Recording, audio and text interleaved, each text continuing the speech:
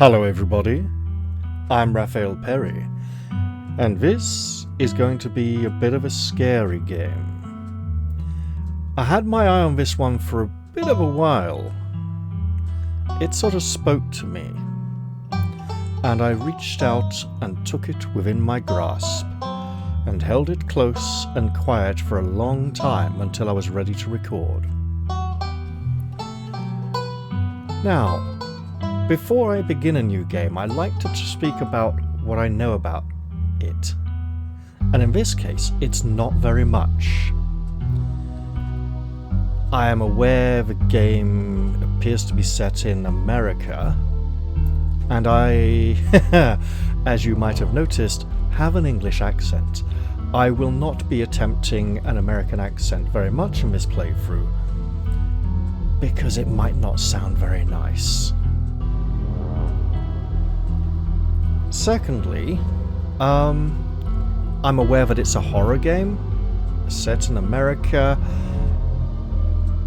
There are detective or mystery elements to it, and there seem to be monsters based on Appalachian folklore. At least that's what the developers say.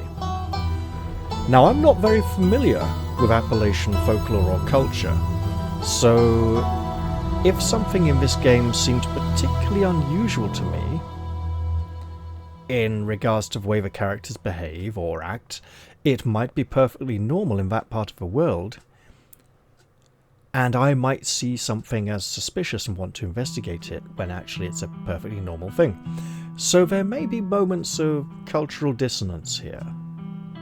That's okay. I've seen the images on the Steam page, glanced briefly at the forum and seen a few thread titles, might have looked very briefly at one or two of them. The game is, I believe, not fully complete yet, but regular content is being added. I believe there are 5 chapters currently, or 4.5 chapters. I'm not sure how many chapters are planned for the final game. I believe it may actually be 5, so this could be very close to release. There appears to be a female main character, and a monster which looks like a man with large muscles, and some kind of bag or veil over his head, through which twin pinpoints of light that could be eyes seem to peer through the cloth. And he seems to be reaching out for her, or following her sometimes. And in one of the images he appears to be pushing her off a balcony or down some stairs or something. Right, now, I also know that when I started up the game there was a little thing saying this is a horror game, it might not be for everyone. You can come and look at our website if you'd like to see a list of warnings of particular things that might upset you. If you'd like some content warnings, I will give you one. I don't do content warnings. I'm a grown-up. And, yeah, things can still upset me, but I deal with it as best I can. I'm gonna... Apparently the writing's pretty good. I'm gonna give it a go. Now, usually when I start a new game on the channel, I have a rule that the new game gets 3 back-to-back episodes, which may disrupt the uploading of other games' content. I'm not going to do that this time. This is going to be more of a side game. I'll play a few episodes, see if I like it, give it a bit of a try, and if I do, I think it might just sneak in, once or twice a week maybe among the other games, rather than sort of making its presence extremely well known as some of the other content on the channel. I believe this is more of an elusive thing, or a filler thing if I don't fancy uploading one of the others. Or hey, if I enjoy it a lot, maybe we'll get more episodes. I've looked at the settings. I've adjusted volumes. it started in windowed mode. I went full screen so it could be a bit more scary. Accessibility. I think I don't have any personal issues, so hopefully this will all be okay. Controls. Enter advances dialogue and activates the interface. Space advances dialogue without selecting choices. Arrow keys navigate the interface. Can I click on things with the mouse? Escape access the game menu. Okay. T toggles auto advancing text. Okay. Controls skips dialogue while held down. I probably shouldn't do that on a first playthrough. Tab toggles dialogue skipping. Again, we'll try not to do that. J opens your dialogue history.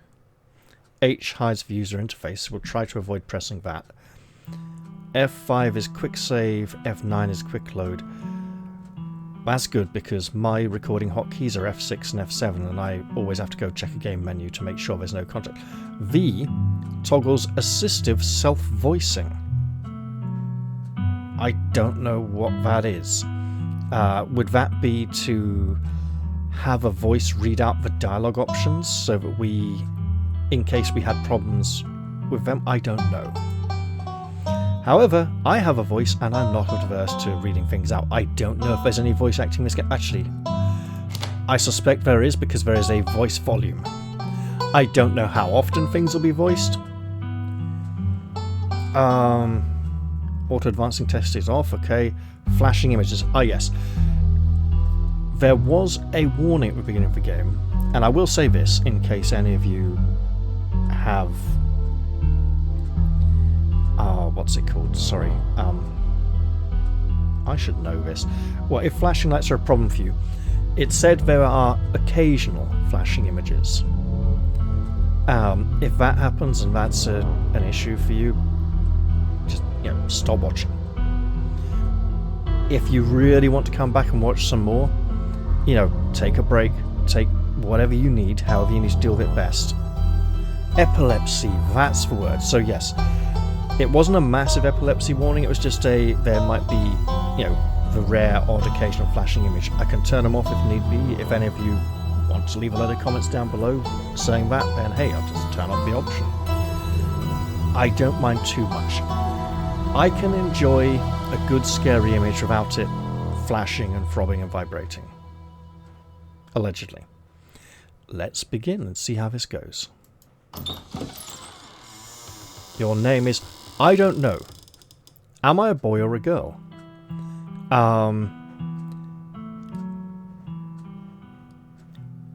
Do I need to include a surname?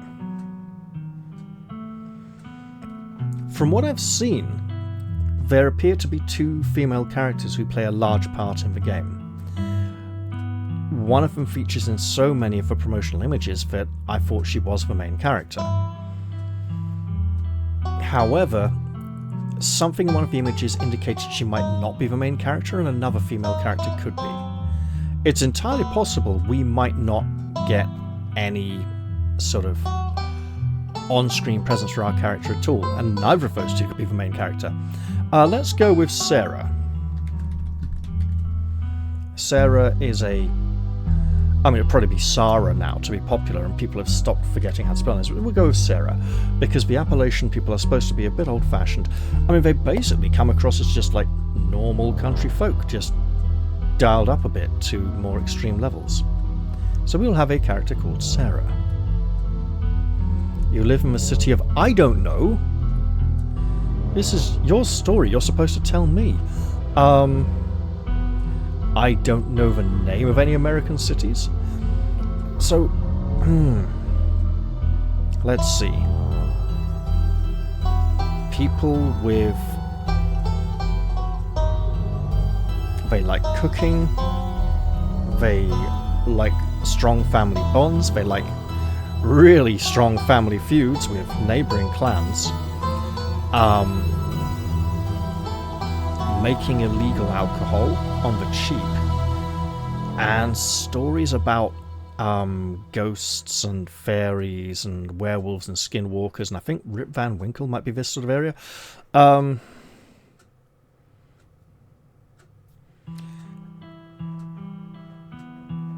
I mean, it should be something stupid like Newton Statesville.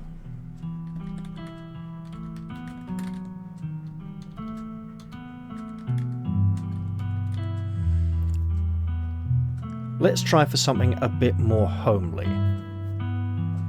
Should it really be a city? It feels like we should be talking more small rural village communities. How about Hollybrook? With an E to make it seem a little bit more English. It'd probably even be like CK. Or just K for more American. CKE, Hollybrook. We'll just go with a K and an E. There we go. Hollybrook. We can be a boy, a girl, or a indeterminate, indiscriminate, unknown thing. Well, we called her Sarah, so to say we're a man seems a bit unfair. To say we're not a man or a woman, we went with quite a gendered name, so I'm going with this. There we go. She is called Sarah. It is her name. Select 2 traits. Traits unlock additional paths and dialogue options.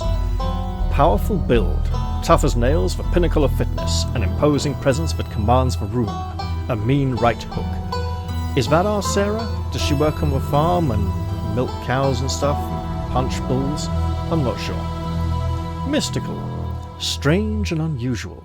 You see the threads of reality in ways others cannot. Could be our Sarah. It could be interesting. Talk to animals. You can talk to animals. Animals can talk to you. A gift and a curse. This seems like quite an interesting trait to play with. But what would synergize well with it? Street smart. Good at lying and hard to lie to. Fast talker. You can read people and read the room. No door can hold you. I can see the appeal of this in the investigative sense. Keen eye. Observant with a knack for picking up small details. Empathetic. Okay. Book smart. Well read and rational. Possess a wealth of esoteric knowledge and know when to use it.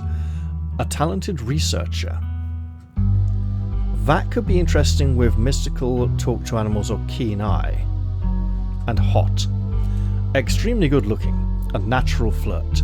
People just like you, probably because you're a good person. Or you're so stupid you just believe that in an arrogant and vain way.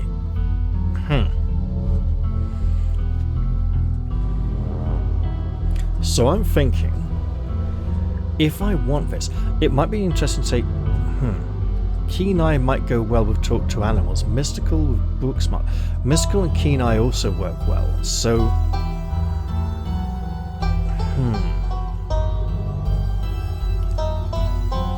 Talk to animals could be a lot of fun depending on how well implemented it is.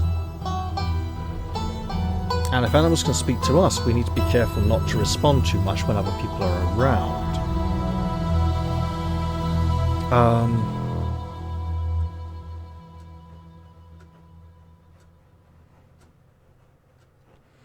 I feel someone mystical would be more willing to accept their ability to commune with the animal kingdom than someone particularly observant or well-read.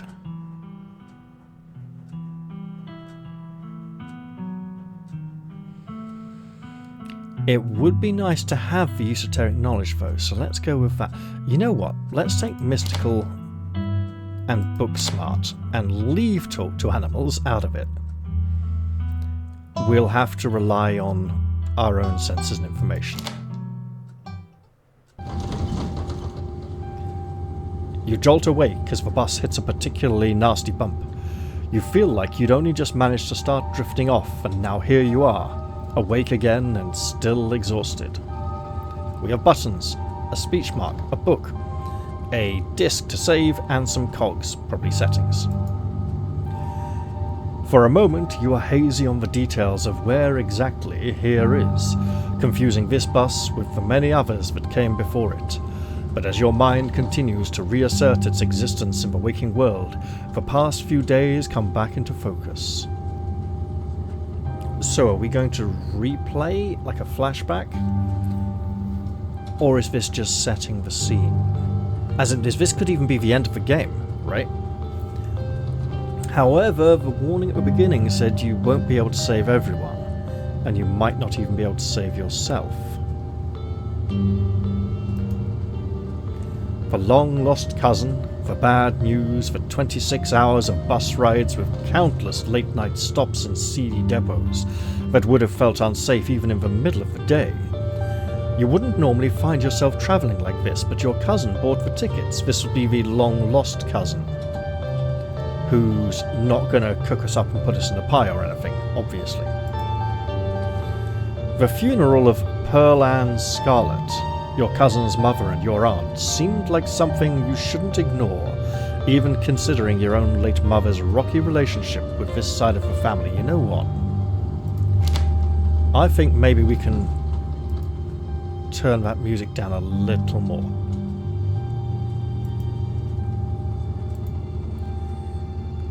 But it was also more than just the social pressure of the invitation that pushed you to accept it.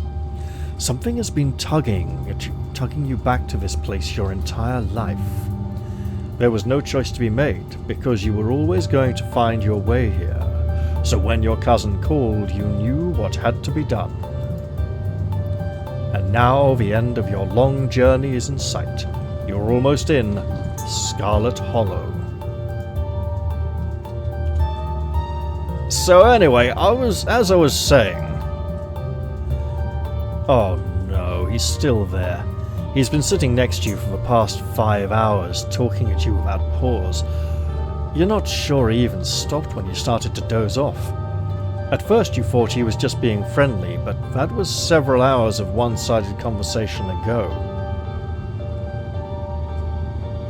We have not taken the unusually attractive trait, but his face seems to suggest otherwise. He's really friendly and wants to share something. Wait, I want to...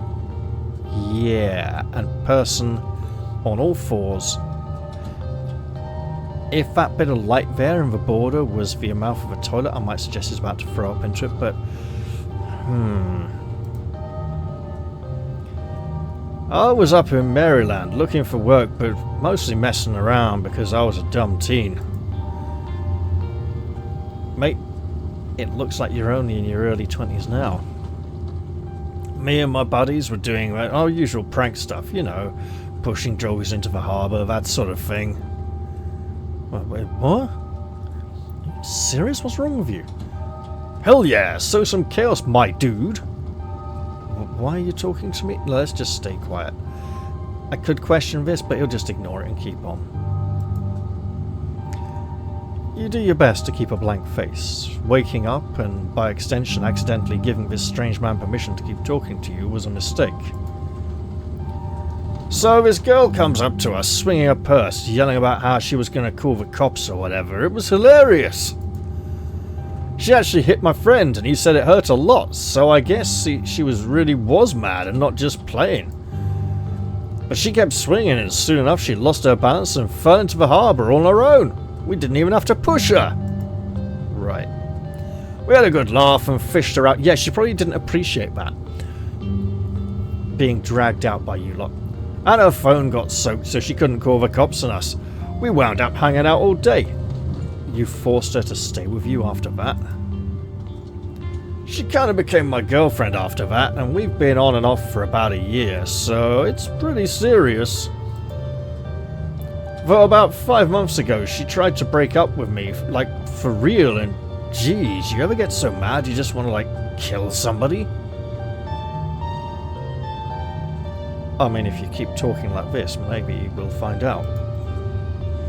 Yeah, I kind of feel like killing someone right now, actually. No, really. Oh yeah, all the time, just never follow through with it, of course. Why are you telling me this? You don't know me? I've never felt that way about another person. I find it alarming that you have.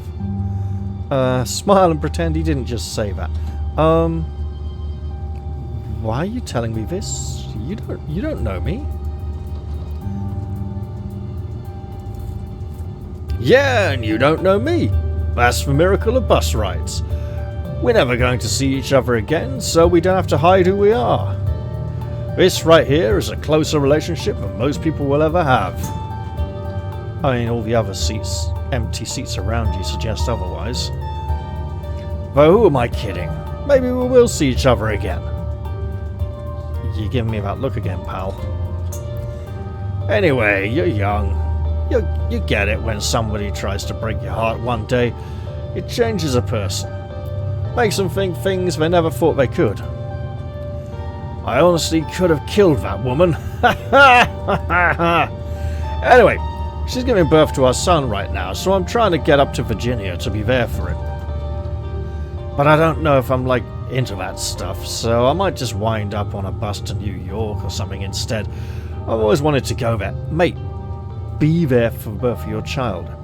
Even if you hate the mother, you will really regret it if you don't. Have you thought about seeing a therapist? Maybe it would help if you talk to someone about these feelings. Someone professional. Someone who's not me. Yeah, okay, no, I'm absolutely going with this one. Your girlfriend is giving birth right now and you're thinking about ditching her to go and have fun in New York? After she tried to break up with you and you threatened to kill her? After she tried to break up... Did she try to break up with him just now, or some time ago? Hey, now, I never threatened to kill her. You just told me you didn't. No, he didn't. He told us he felt like killing her when she tried to break up with him. Okay, maybe over text. Just a little, but fatherhood is scary. Plus, her mum is there, so it's not like she's alone. Mate, fucking go there. Her mum doesn't like me much, so I'd probably just make things super stressful. Mate, you make it even more stressful if you're not there.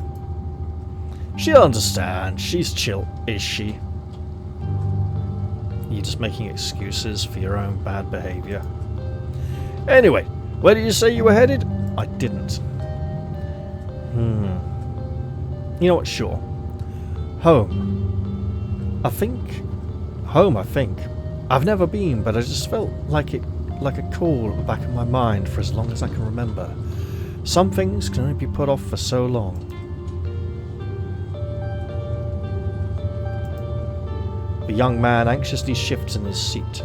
For one perceptible moment, it's his turn to feel uncomfortable before he catches himself and heartily laughs. Oh, you must be talking about Scarlet Hollow, right? Or the Holler as they call it in the mountains.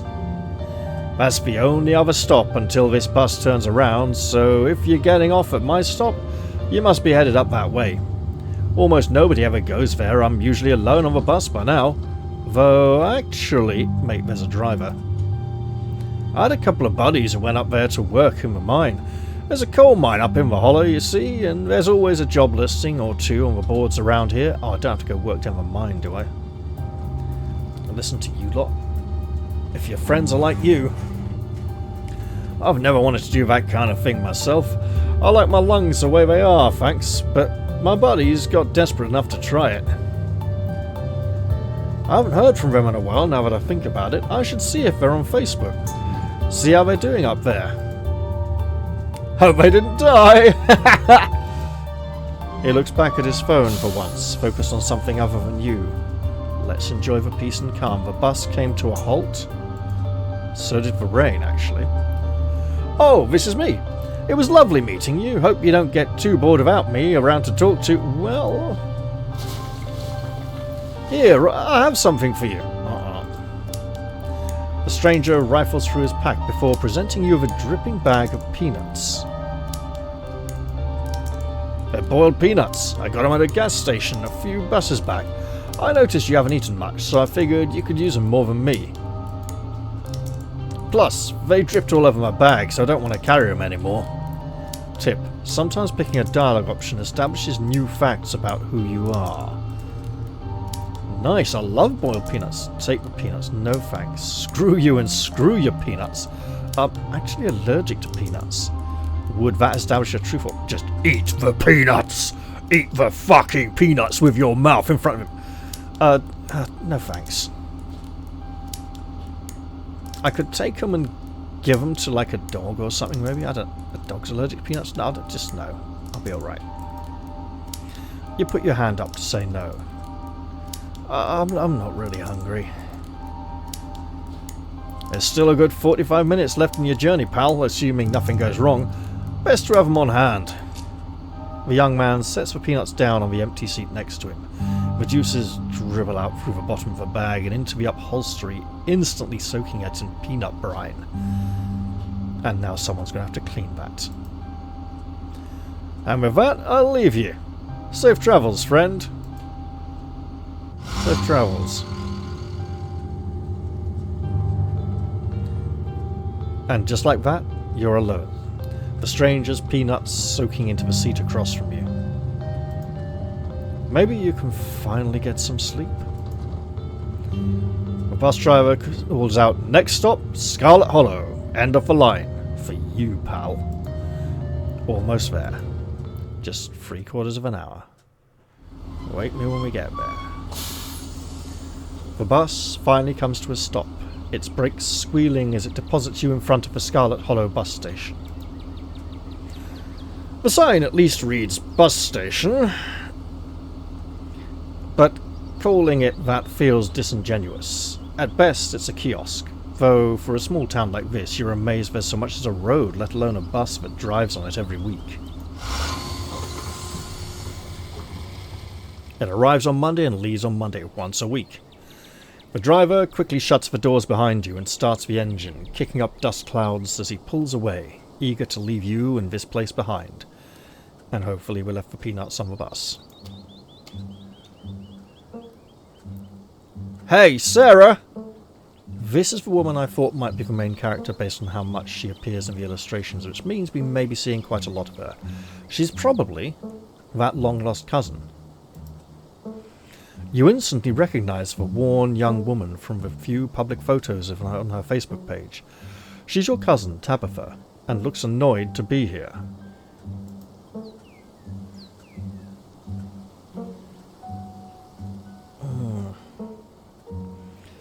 You say, look like someone needs a hug? She might bristle at that. Hey, Tabitha. I'm sorry for your loss, Tabitha. It is something to do with a funeral, so sure. I'm so sorry for your loss, Tabitha, and she'll be like, you don't know me, but we'll give it a try. Yeah, great, thank you. Let's get back to the estate. I don't want to spend any more time down here than I have to. There's an estate. Your cousin turns and motions to an old BMW parked near the bus kiosk. You follow her, clambering into the dusty relic. It might not actually be much of an estate. She might just be grandiose. It doesn't take much driving before the only signs of civilization are the car you're in and the road you're on. Tabitha maintains an icy silence as she focuses on the road. Well, she wrote to us to come here. So really she should be the one to initiate conversation and explain why we're here. Tip. Dialogue options labelled Explore can usually be taken without advancing the story. They can impact relationships and unlock additional story paths, so choose carefully. So we can ask how she's holding up. Guess we're both members of the Dead Mums Club now, huh? Oh, that is... She didn't necessarily appreciate the sincerity or the attempt at sincerity. She doesn't want to be here. She's grumpy. How are you holding up? She might not like that as personal. Saying, oh yeah, now we've both lost our parents. That's... no. So, the funeral... I can't believe we've never actually met before this.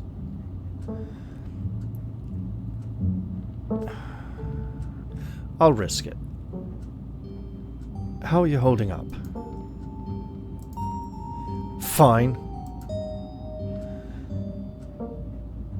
Ooh. This might antagonize her even more if we say it isn't healthy to keep things bottled up. I know how you're feeling. I lost my mother too. I don't think she'll appreciate that. She looks very much like she's in a you don't know how I feel kind of mind frame. So it's kind of best not to say, actually I do. Just more like, okay, well I'm here for you.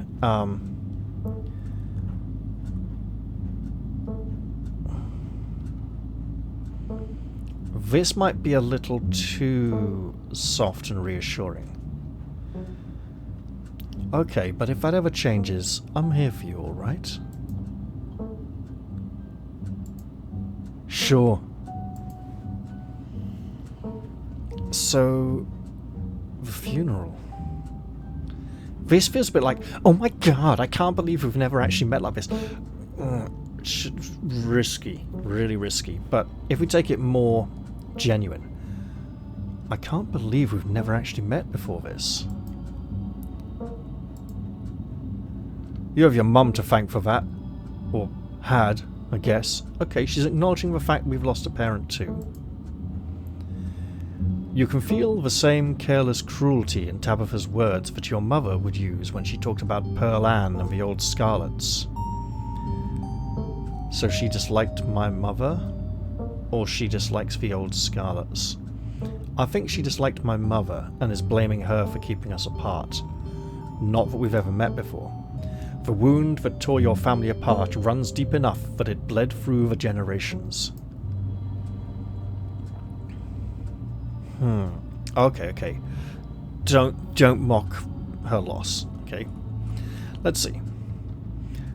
You sound like my mother right now. She hated this side of the family so much. We don't have to become our parents. There are some things in life we get to choose. That's...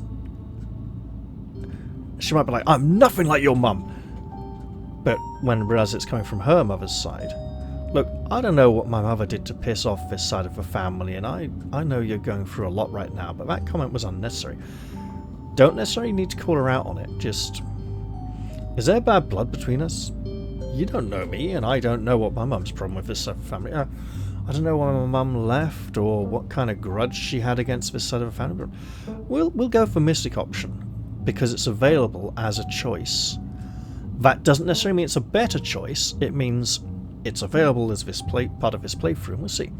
So yeah, you know, you sounded like my mother right now. She hated this side of the family, she hated this side of the family so much. We don't have to become our parents. There are some things in life we get to choose. Oh, she did. Yeah, I thought she wouldn't react well to that. And she chose to leave. So, the funeral. Maybe we should just shut up. But I'm going to ask. It's on Sunday, right? Yep, like I told you. And it's Monday now. I'm not going to complain that it's almost a week away. Since I'm here, do you need any help planning? I know this stuff isn't easy. Have you... Okay, offering to help, good. Asking if she's worked out all the details yet gives me an in to offer to help if she's like, oh no, I could do a bit of help actually. Have you worked out all the details yet? Taken care of. Don't need any help. So if I'd offered, she might not have liked it anyway. Or she might have appreciated the offer, but still refused it. I am not clicking this option. I don't care how many times you give it to me, game. We'll just stay silent for now. You decide to sit in silence with your cousin as the car eases up the steep mountain road. We'll have to try and make some kind of connection later on. Now it's just not happening. Not the right time. And here it is, the Scarlet Estate. Though it's seen better days, its crumbling elegance is not lost on you. Someone used to cramped apartments in grey cities which aren't likely to fall off the edge of a cliff every year. Your mother told you about this place many times before she passed, always with an anger burning beneath her words. The faded majesty you once imagined doesn't quite compare with what's in front of you. As you stare at it, perched on the crumbling cliffside, you can't help but feel like it's something that should have been left to rot a long, long time ago. I mean, it looks like it's literally falling apart. You're hit with a blast of dusty air as you step across the threshold and into the foyer. Everything in this room has been here for much longer than you've been alive. Each object cemented in place with layers of dust and cobwebs. You can hear doors creak on their hinges and the aches and moans of ancient floorboards as the house itself sways in the wind. Aches and moans we are not yet familiar with. Is one of these our mother and one of them her mother? That could explain a lot. Is that dog the same as that dog? It looks very similar.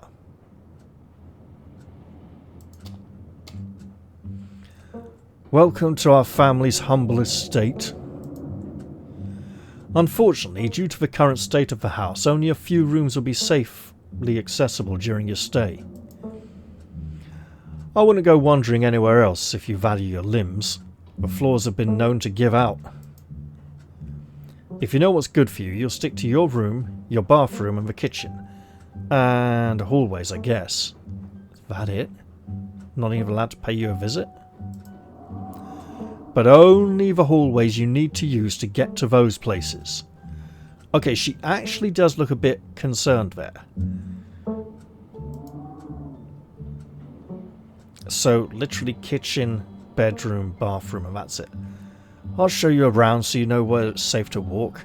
You can leave your bags here for the time being. I don't suppose there's anyone around to take them anywhere, so sure.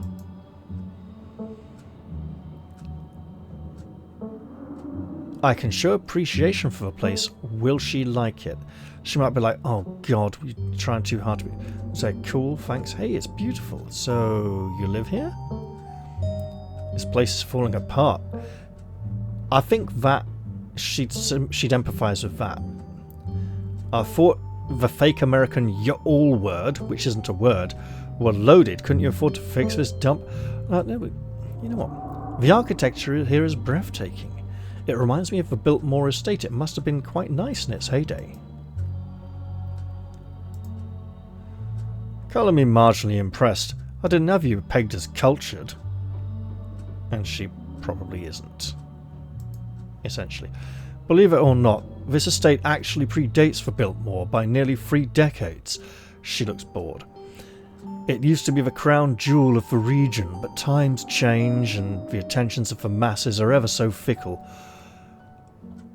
So she actually has a bit of a sense of coming from power and wilting, losing it all, shriveling, withering away.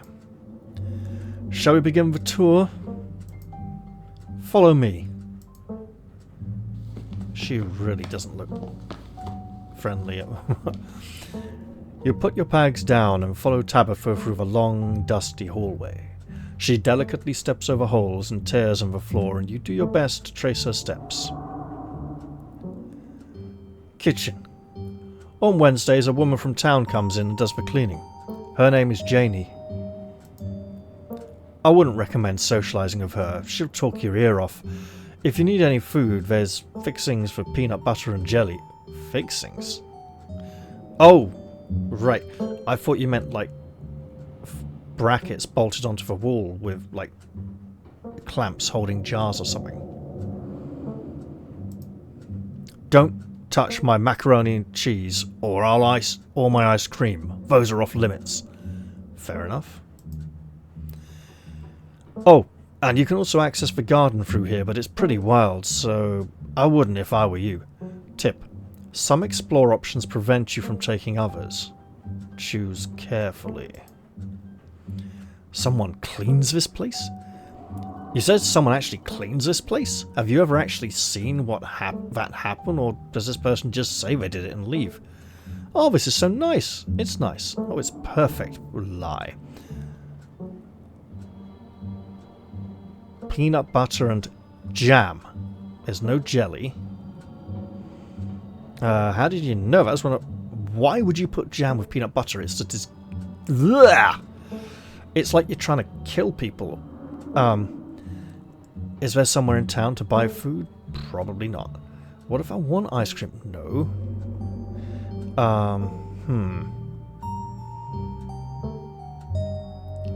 Let's not express disbelief that this place gets cleaned. Clearly, it doesn't get cleaned often enough. Wait, she's already told us someone cleans this place. We don't need to ask for her to verify the fact. Now, this is so nice. It's nice enough, I suppose. Is there someone in town to buy food?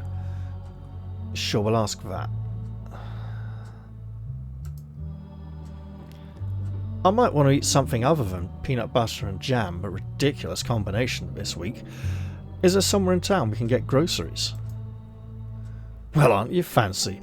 Yeah, there's a grocery store. There's also a diner. I usually order my food in bulk online though, so I wouldn't be going with you. Wow. Real social butterfly, aren't you? Like the cat though. General store, how very... No, don't go saying it's quaint like you're some kind of person out of town. You'll just alienate her even more. But I'm your guest. Oh, I didn't actually budget for groceries this week.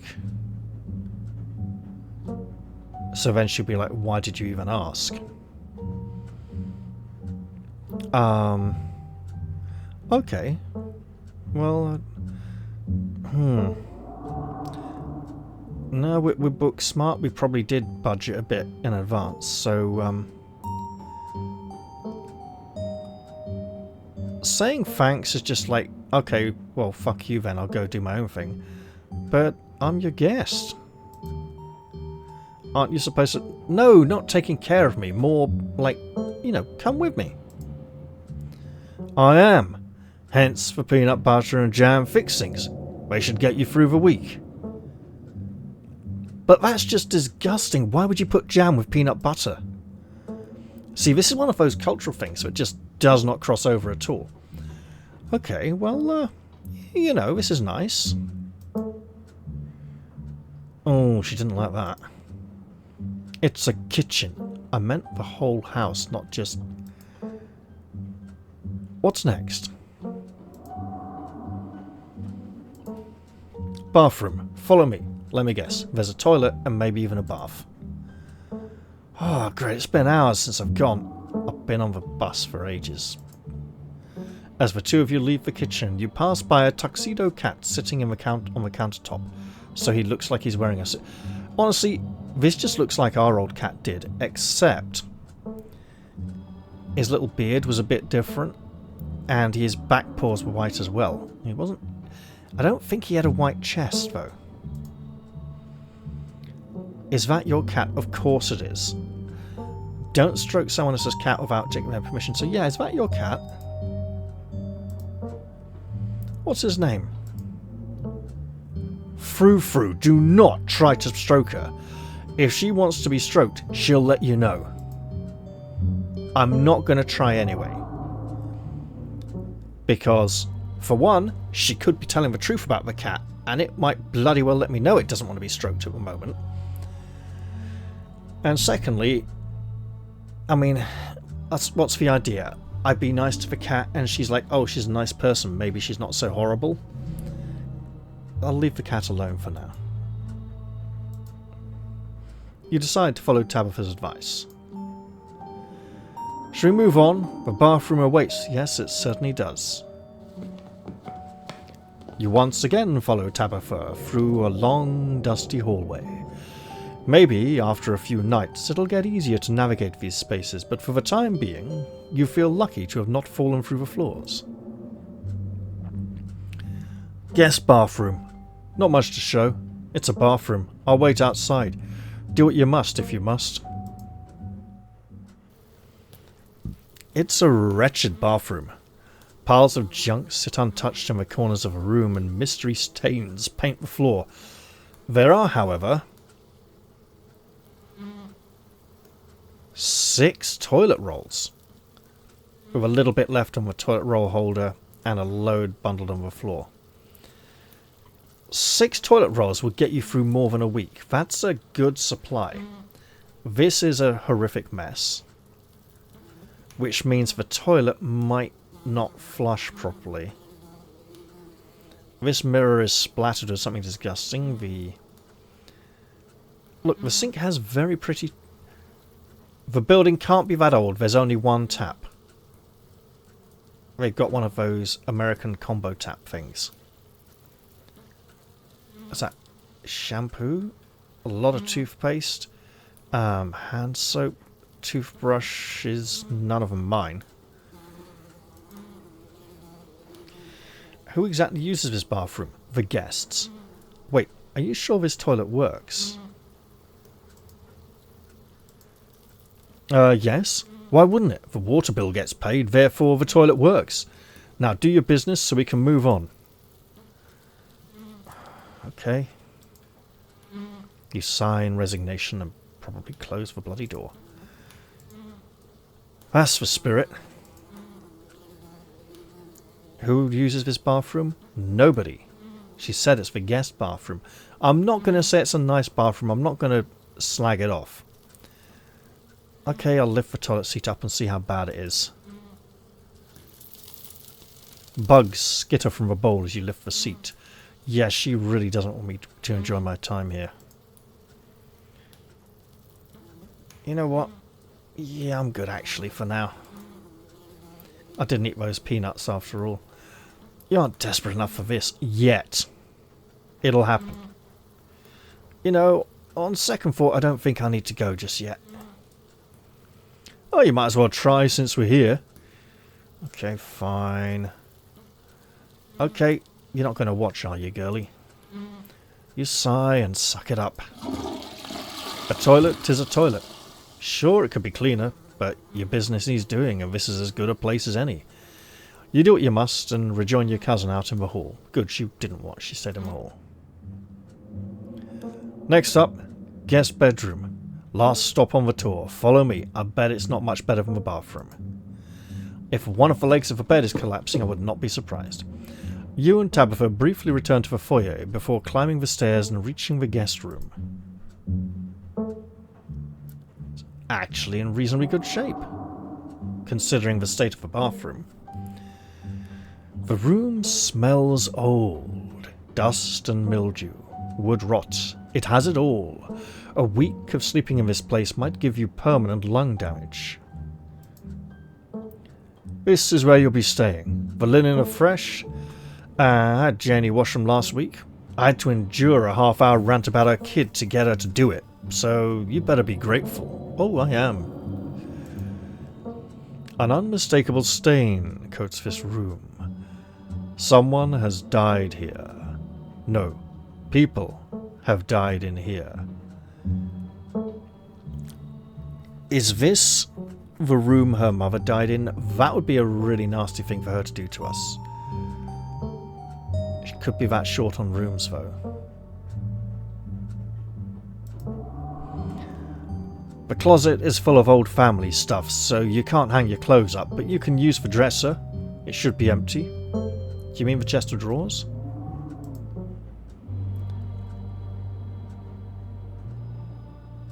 People have died here, haven't they? Yes, it's an old building. Many people have died here. When? This house is almost 150 years old. Obviously people have died here. This is great. Way nicer than what I'm used to. What a dump. I hate it. It seems a little dusty. Who used to sleep here? Like I said, this house is almost 150 years old. Many, many people have slept here. And now, you'll sleep here, carrying on the fine tradition of bedrooms being slept in. And died in, apparently. Alright, seems a little dusty. You spend a moment searching for the right word, and I need to go deal with something. Okay, that's been dealt with. So after about an hour and a half, Sarah finally finds the right word to use. Dusty. Wow, sorry I'm not giving you the 5-star hotel treatment you so desperately seem to need. You can dust it yourself if you care so much. Yeah, where's the stuff for that? I mean, that might kind of help a bit. Ah. Guess I'll start to get settled in then. Follow me, I'll take you back to the foyer so you can collect your things. This concludes our tour. I'm afraid I must return to my duties, so you'll have to entertain yourself for the rest of the day. Yeah, do you want any help with that? Don't expect to see much of me. Tip. Some dialogue options will open additional conversation paths, some right away, and others down the line. So there wouldn't happen to be a library in the estate, would there? I'm not sure what else I should do with my time. And she'll say, that's not safe, you shouldn't go there. There is, but as I said earlier, most of this building is off limits. And the library is in the west wing, which is extra off limits. You're better off heading into town. I'm pretty sure there's a library there. She just wants to get rid of me. Okay, do you think you could take me to town before you leave? Show me around there, or she would hate that. What am I supposed to do while you're gone? Her duties, I presumed, were in the building. Are you sure you can't take the day off? What do you think she needs to do? You asked me to come here, but you're acting all pissed off that I actually came.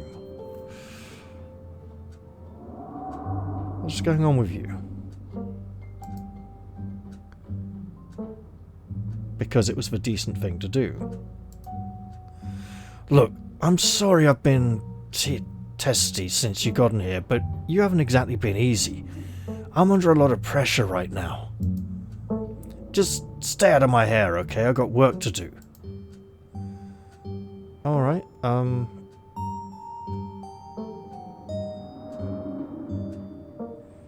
won't keep you, but we should hang out when you get back. That sounds good. Asking where she's going might piss her off. Asking what kind of... Yeah, we'll ask what she does instead of where she's going. That she might be interested, or she might think of it. She did say duties. What kind of work do you do? I run the coal mine. Same as every Scarlet who came before me. I see. Except for you and your mum. It requires a lot of time and concentration, so I'd appreciate it if you didn't keep me for long. I didn't know we owned a coal mine. Can I come and watch? She'd say no, stay out of my way. It sounds pretty impressive and good for you. She's not gonna... Don't you ever think about things you could do with your life? No, don't try and tell her she should be doing something else. She can probably think about herself, or if she wants to. It's kind of sad. Oh, disgusting. Running a coal mine has got to be one of the most ethically and physically vile jobs. Hang on. Musical grade girl boss. No, we're not going to say that.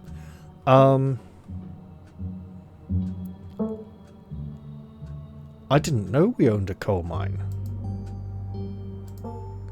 We don't own the coal mine. I own the coal mine. Your side of the family gave up any claim to it years ago. Yeah, fair enough.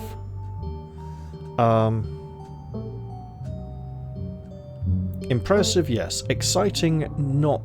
She gives the impression it really isn't. We'll just keep quiet. Whatever your thoughts may be on Tabitha's work situation, you decide it's best to keep them to yourself.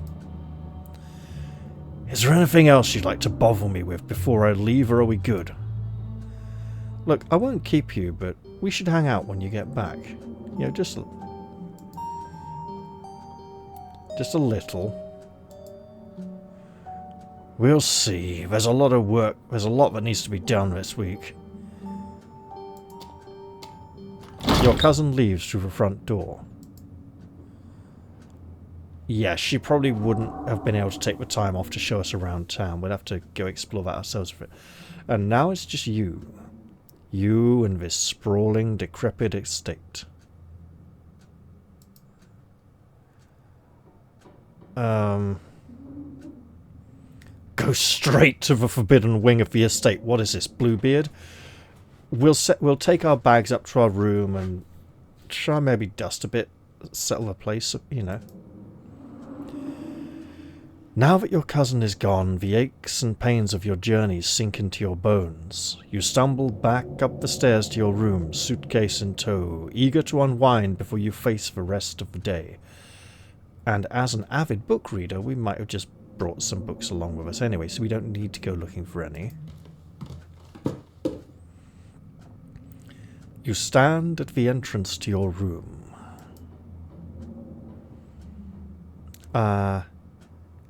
She told us not to look in the closet.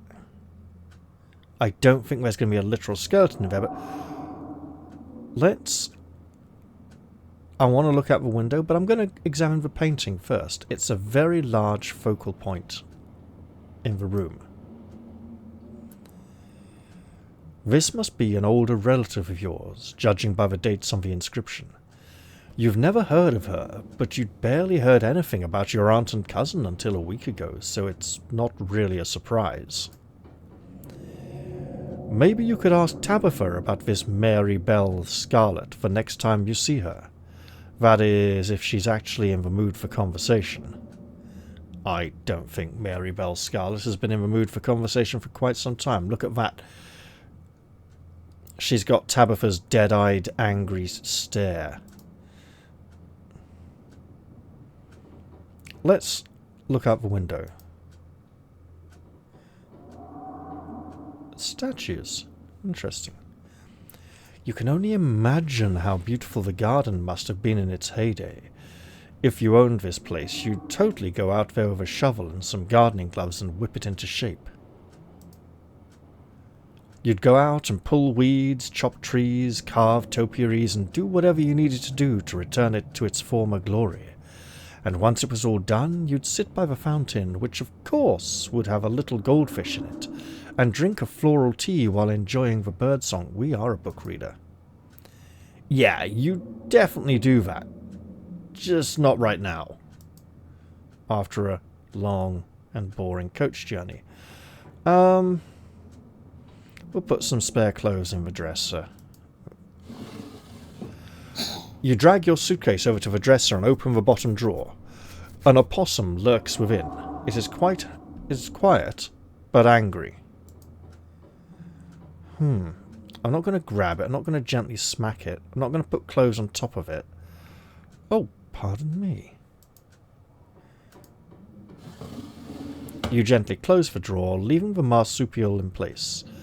This drawer belongs to the opossum, and there's nothing you can do about it. The other drawers, however, may be available. You open the top drawer next. It's empty.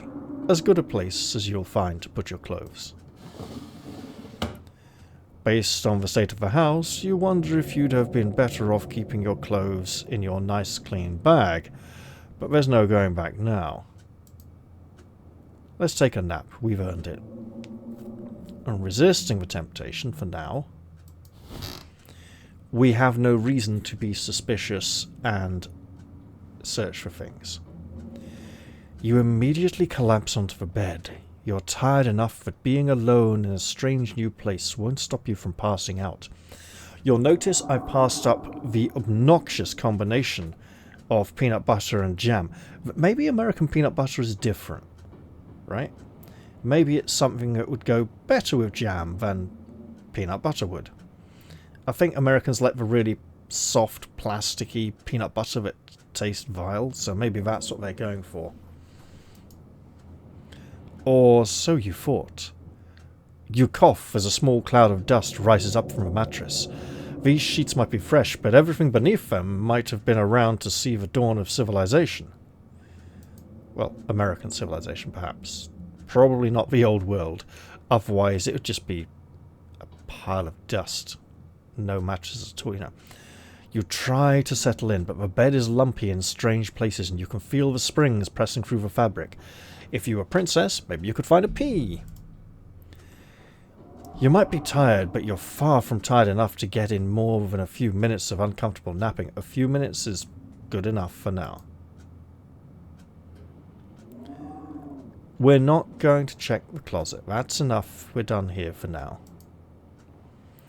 It doesn't seem like there's much else for you to do here right now.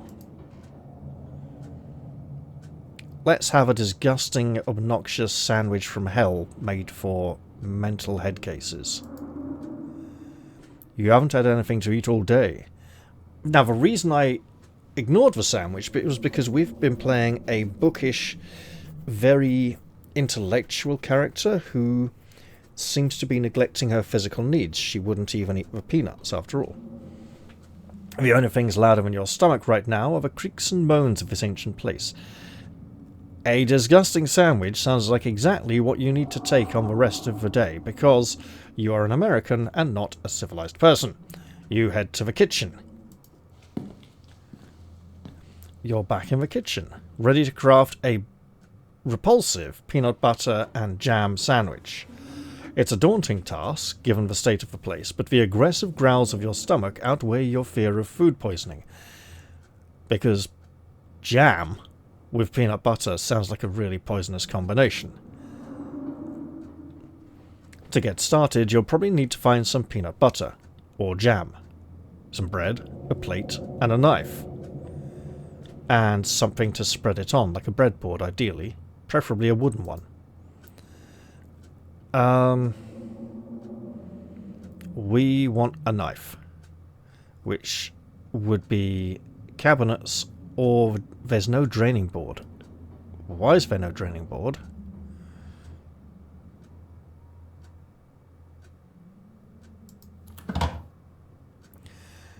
This cabinet must be where Tabitha keeps the dishware and, oddly enough, the utensils. If we do some washing up, will she be pissed off that the cleaning lady won't get to do it in a few days' time? We'll grab a plate and a butter knife. We could examine a mug. We're not going to take a shot glass. We'll examine the shot glass and see how much she's been drinking from it. It reads, I survived Deb's 50th. Your aunt's name was Pearl Ann, so that wasn't from her 50th. From the few stories you've heard from your mother, Pearl Ann wasn't the type to have kitschy friends who gave out themed shot glasses at their birthday parties. However, our sister works with people in a mine. One of them could have an aunt or grandmother or something, or, yeah, you know. Right. What do we want to put in a bowl? We're not getting ice cream. She said not to touch the ice cream. Let's examine the mug, as there seems to only be one. It reads, I was blown away at Blowing Rock Nook. So your aunt and cousin actually travelled sometimes, even if it was only a few hours from the estate. Maybe you can route your return trip through Blowing Rock. It might be nice to see the local sights before heading home. I mean, it looks like you could just fall off it, and that's probably not healthy. Let's pick a plate and a butter knife. You grab a plate and a butter knife. All you need now is some actual food. We're leaving the bowl there. You close the cabinet and look back to the rest of the kitchen. And this place definitely sounds haunted. That sounds like more than wind. Bread shouldn't be in the fridge unless there's something wrong with it. So, the pantry. Tabitha sure loves her macaroni cheese. And that's a lot of loaves of bread. They might be going off if there's that much stored in there. We will take the bread. You pick up one of the non-mouldy loaves of bread. Great. One step closer to a satisfying snack. All you need now is some jam and peanut butter. No, you don't. You need peanut butter and then some... You know what's really nice in a peanut butter sandwich? Right? You get some margarine, peanut butter, cucumber. Cucumber and peanut butter sandwiches, gorgeous. But it has to be like proper crunchy peanut butter, not smooth stuff, right? Crunchy, whole earth, organic peanut butter, slices of cucumber, margarine, 2 slices of bread. Gorgeous. Chop it in half if you have to. You don't really have to. We'll take the peanut butter. The king of nut butters. And only 3% of each jar is mashed up cockroaches. I thought you were going to say only 3% of it is actual peanuts. Knowing American food, that wouldn't be too far off the mark. Now all you need is some jam. No, you really don't. You can make a lovely peanut butter sandwich. Close the pantry. You close the pantry door as best you can and turn back to the rest of the kitchen. Now we go to the fridge. We want some margarine. They won't have margarine, they'll have butter. If we're lucky. As you approach the fridge, your eyes catch a note taped to the door reading, "Janie, stay out," in all caps. Below it, in separate handwriting, are the words, "Okie dokie." This is like the fridge from... It's either Dirk Gently's Holistic Detective Agency or The Long Dark Tea Time of the Soul. I think it's the second one. The detective, Dirk Gently, has a fridge. The fridge doesn't merely inhabit the back of the kitchen. It lurks. It looms. It menaces. Threatening with its unknown contents waiting to be opened. It gets to the point where he's hoping that the cleaning lady will open the fridge at some point, and she's hoping he'll open it first. And he goes up over to the fridge, and he like plucks a hair from his head and goes to stick the hair across the edge of the fridge door to see if the fridge door has been opened. And then he notices that below his hair is a longer, dyed hair with grey roots that the cleaning lady has clearly put there so that she can check to see if he's opened the fridge door. And he's just like constantly living on takeaways and stuff. And it's hilarious, actually. In the end, he talks to some petty criminals that he's caught and got into trouble a few times in the past, and pays them to come and steal his fridge when he's out. And the thieves take the fridge and just dump it in a skip right outside his house. And in the end, the villains who've been stealing the power of gods to use it for things like the internet and to abuse society are in a car desperately trying to get away, and they come skidding around a corner and crash into the skip, and the crash causes the fridge door to open, and from it emerges the fridge god of guilt, and it absolutely destroys the villains because it's been given so much power by people being afraid of it and scared of it. It's great. Clearly, Tabitha and Janie seem to be operating on a similar principle as far as this fridge is concerned. You open the fridge. You already feel a deep urge to wash your hands, even though you have yet to touch anything other than the handle. We're not going to examine the old takeaway, or the mayonnaise, which is repulsive, unless you have really bad taste. Can't we... Look, there's butter here. Why can't we take it? Apparently we need to take the jam, because we are an insane person with bad taste. Sarah, you have serious health issues in the future. You reach for one of the unopened jars of grape jam? Why? You don't make jam out of grapes. You make jam out of, like, raspberries or strawberries or blueberries. Grapes? That's just mental. So clearly the people who live here are absolutely crazy, or this is just an American thing. Carefully checking its expiration date. You breathe a sigh of relief when you realise it's recent. Yeah, she said she got supplies for us. If I were to check any of the other supplies, they might be seriously out of date. And if she eats that much ice cream, how is she so slim? Maybe she's just young enough to not put on weight yet. This was either purchased specifically for you, or jam is one of the few things in this kitchen Tabitha actually uses. Well, it's a preserve, so it actually lasts a really long time. This is the last ingredient you need to make your revolting, obnoxious thing. No, you need some margarine or butter. Time to close this fridge and get to work. No, just don't. Just close the fridge. This is just obnoxious. What is she going to do? Just slap it on there and not even... Right, so... The margarine or butter helps to actually spread the peanut butter, so it doesn't just sit there as a blob and just smear when you try and spread it.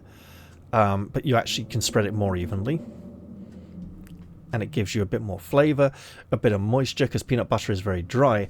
Why the hell would you put fucking jam with that? You return to the kitchen, closing the fridge behind you. Let's approach Frou-Frou. The cat hisses as you draw near, but remains firmly in place. We'll back away. The cat will remember we don't want to make things any worse. This is clearly Frou-Frou's spot on the counter. Yes, fine, there's a table right over here. We're not going to touch the cat. We've been told not to.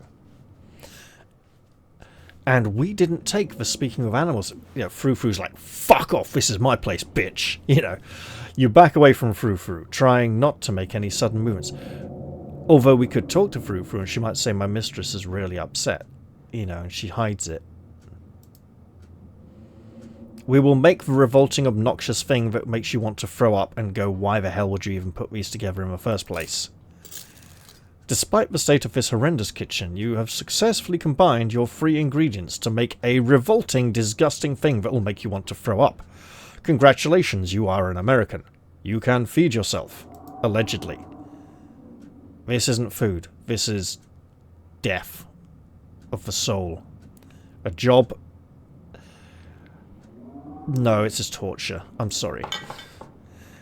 All of that hassle, and it took you less than a minute to eat. Fucking hell, how big's your mouth? The rest of the day lies in front of you. How small is the bread? Is it like that bread from Spinal Tap, where it's like tiny little bread that's smaller than the things you're supposed to put in between the bread? Right. We've already looked in the fridge and the pantry. I don't want to look at the things in the fridge. We've looked in the cabinets. Let's look out in the garden. She said she wouldn't bother, but we can take a look if we're careful. This garden was reclaimed by the wilderness long ago. It might not be very safe, but who's to stop you from venturing deeper? That swing doesn't look very safe. I see a black gaping pit beneath it, or just a very dark bush. We'll explore with caution. You wander further into the garden. It's quiet out here. Let's return to the kitchen. It helped us pass some time. You head back inside and close the door behind you, but it seems to still be open. Maybe that's the garden door. We're done here. Congratulations, you've eaten and have a full day ahead of you. Was the bus driving through the night or something? What do you want to do next? We will not explore the forbidden wing of the state. We might as well head into town and... Because apparently we're not allowed to go to our bedroom and sit down and read a nice book. There's not much left for you to do here other than head out to the town, out and explore the town. You do just that, and probably regret it. I want to be a real townie. This feels more like a village. If you'd have known you'd wind up having to walk all the way back to town, you probably would have just asked Tabitha to leave you at the bus stop, especially with how unhappy she seemed to be to see you. If only you could wipe the slate clean between the two of you and bury some of that tension. Though maybe her mother's funeral isn't the best time for something like that. Absolutely don't pressure the poor girl. I mean, she seems like a hard-nosed businesswoman who hates everyone, but maybe there's something human inside all that. Then again, maybe it's the perfect time. No, it really isn't. Be nice, be understanding, don't go pressuring her to do something she doesn't want to do at a time where she's emotionally hurting and unstable and liable to be volatile if she don't like you. Let's continue down the path. It's really pretty out there. Yeah, it's not bad.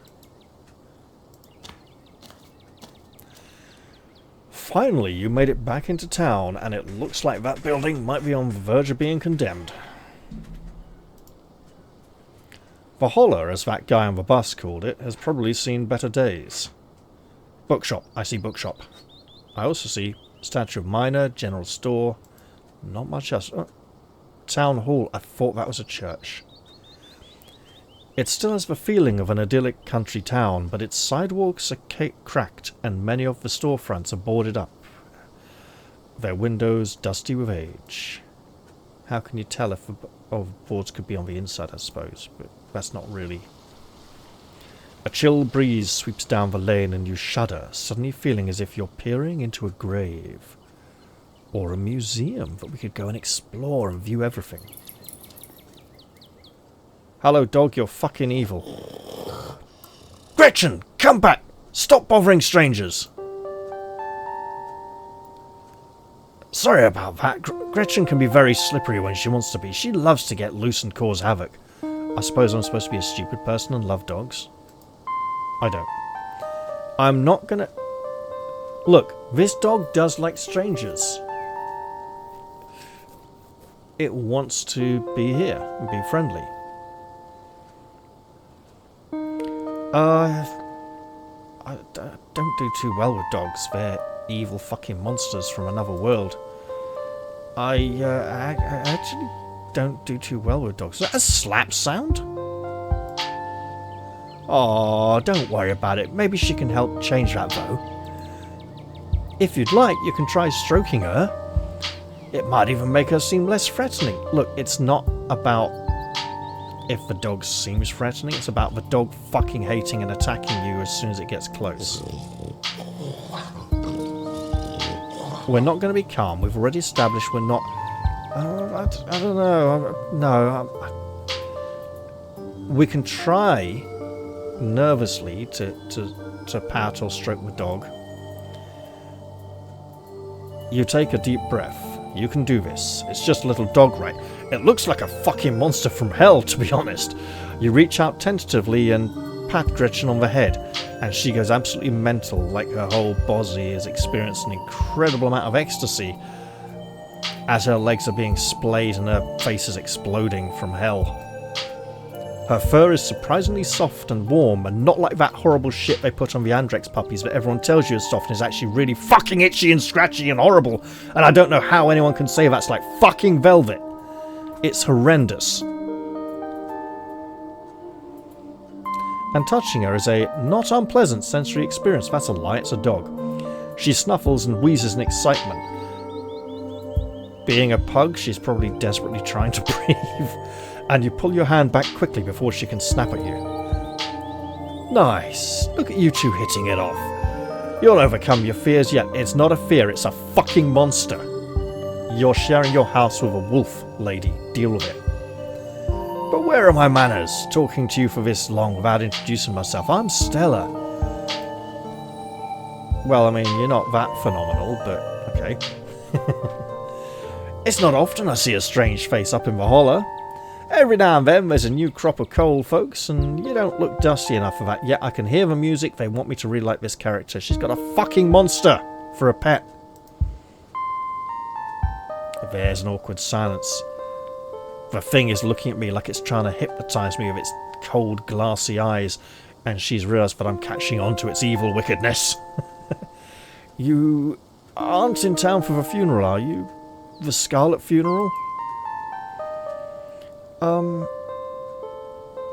Yeah, look. I'm Sarah. One of the relatives. Oh, you must be Tabby's cousin, right? Do you know her? Did you get her those horrible mugs and stuff? That's the only person I can think of who would come to town for the funeral. How's she holding up? Not great, to be honest. To be honest, I've been a little worried about her, all up alone up in that big house. Okay, this woman's got a big heart, but an evil fucking monster for a pet. Sorry, did you say Tabby? I can't imagine Tabby forever going by something so, You know what? I feel like whoever I met today isn't the real Tabitha.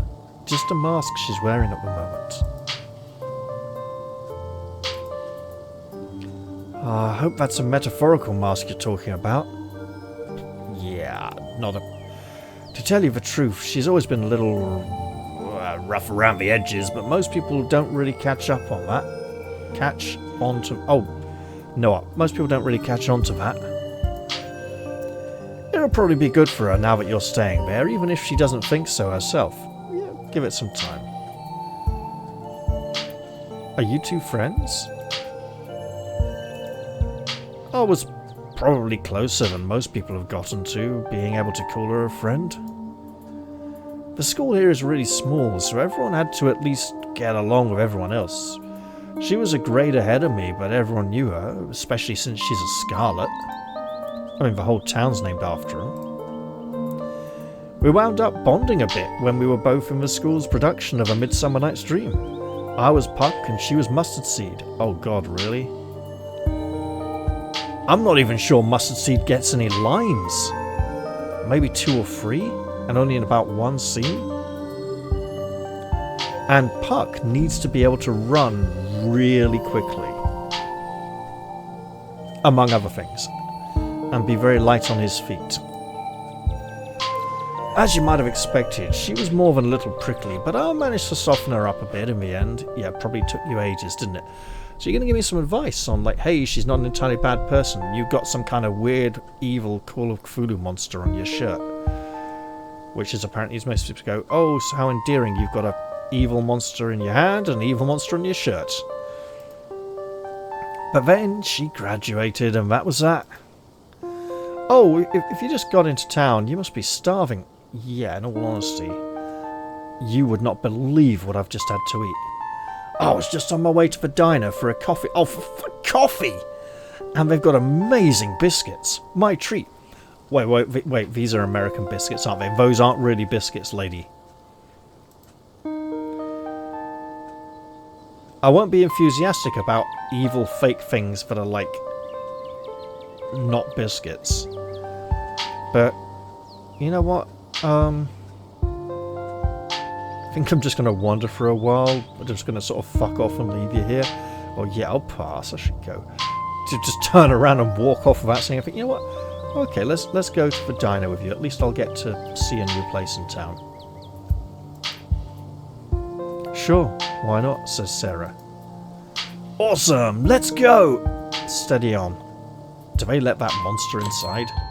They probably do. Ooh. This looks like the kind of place you could get beaten up or knifed. Or be in a Jim Carrey movie. Or in that game with the girl who can travel back in time. Except it's not really time travel, unless it is, depending on which ending you choose. And the other one, it's just like her imagining different possible futures and the way things could play out. The pleasant aroma of greasy breakfast food hangs heavy in the air. I must remember I'm playing a character with a sense of smell. In contrast with the empty, lifeless atmosphere of a family estate, the diner is filled with the comforting din of human life, and quite a bit of it. He looks horribly like the man who was on the bus. But he's also dressed similar to these guys. They're probably all workers from a mine. All of which grinds to a sudden halt as the patrons realise that a stranger has entered the establishment. It's okay, I'm not alone. I'm someone who can say, look, it's okay, she's with me, or whatever, right? I can silently stare at the patrons and let Stella make an introduction.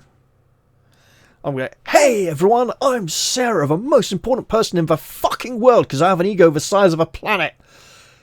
Not this planet, an even bigger one. No. What are you looking at? Quietly slide into the nearest booth. No, we'll just silently stare and hope that she realises this is an awkward situation and takes control.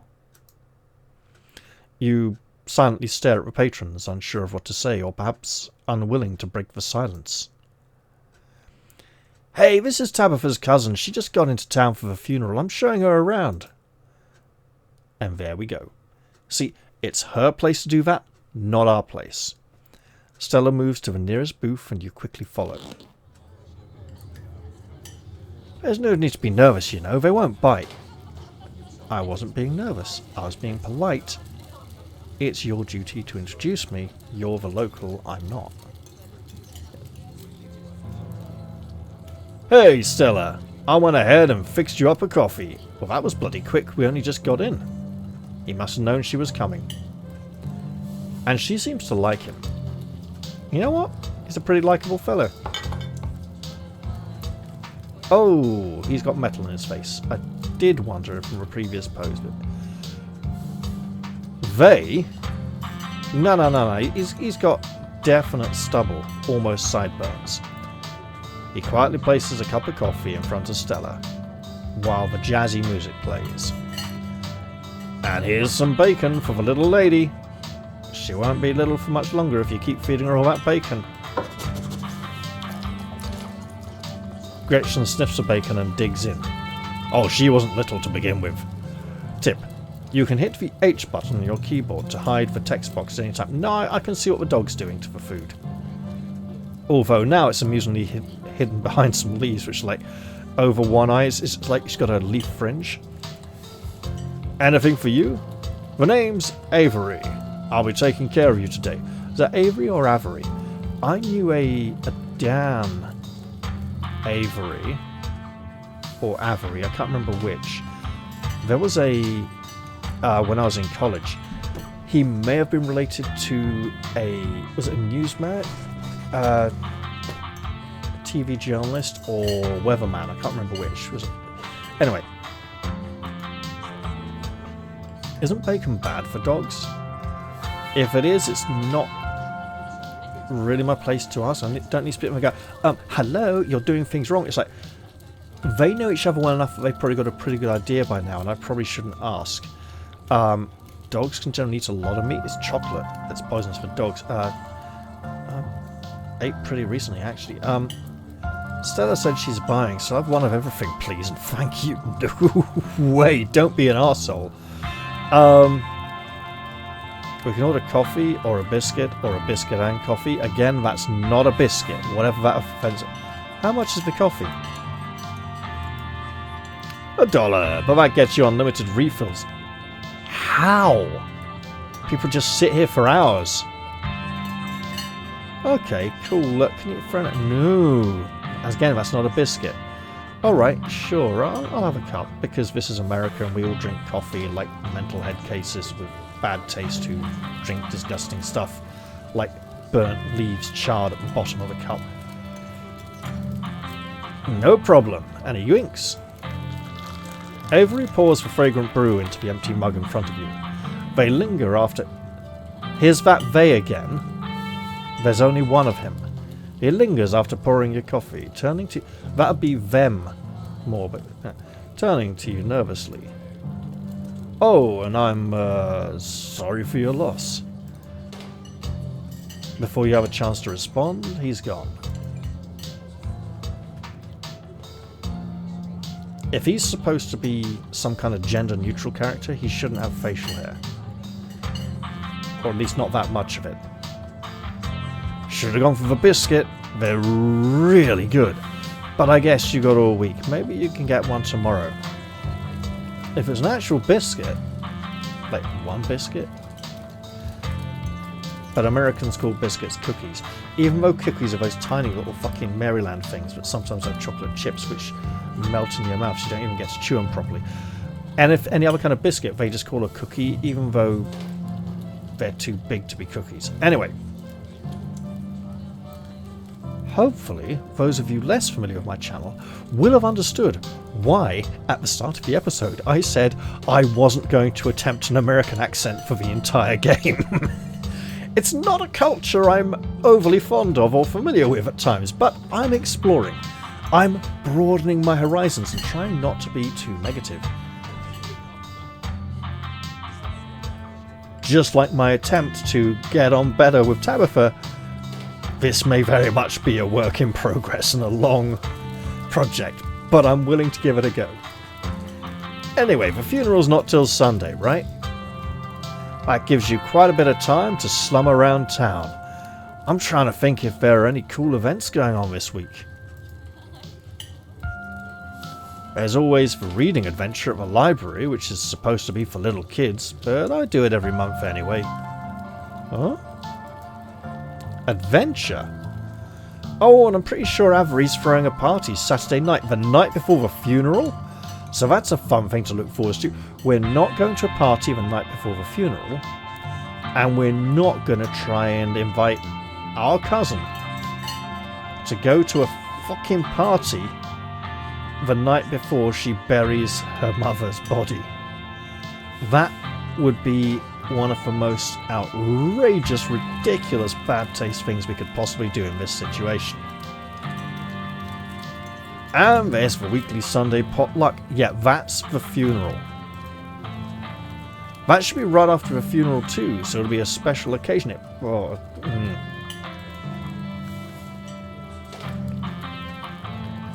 You know, it's a shame for reading adventures for kids. I was excited for something to do at the library. Just because it's for kids doesn't mean it isn't fun. And Oscar's all about keeping things in themes, so this month it's a bunch of ghost stories. Of course it is. I think he's calling it spooky bookies, you know, like how a ghost would say it. You would know. Oh my god, that's just terrible. It's not perfect. Oh, neat. You almost had me excited there. Sounds like it's for babies. So I'm not a baby, I'm an adult. We'll just stay quiet on that one. He remains silent, unwilling to mention how utterly atrocious that is.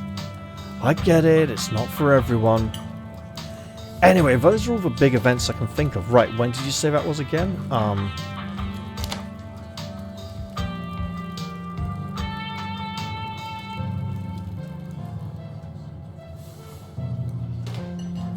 That's not a biscuit.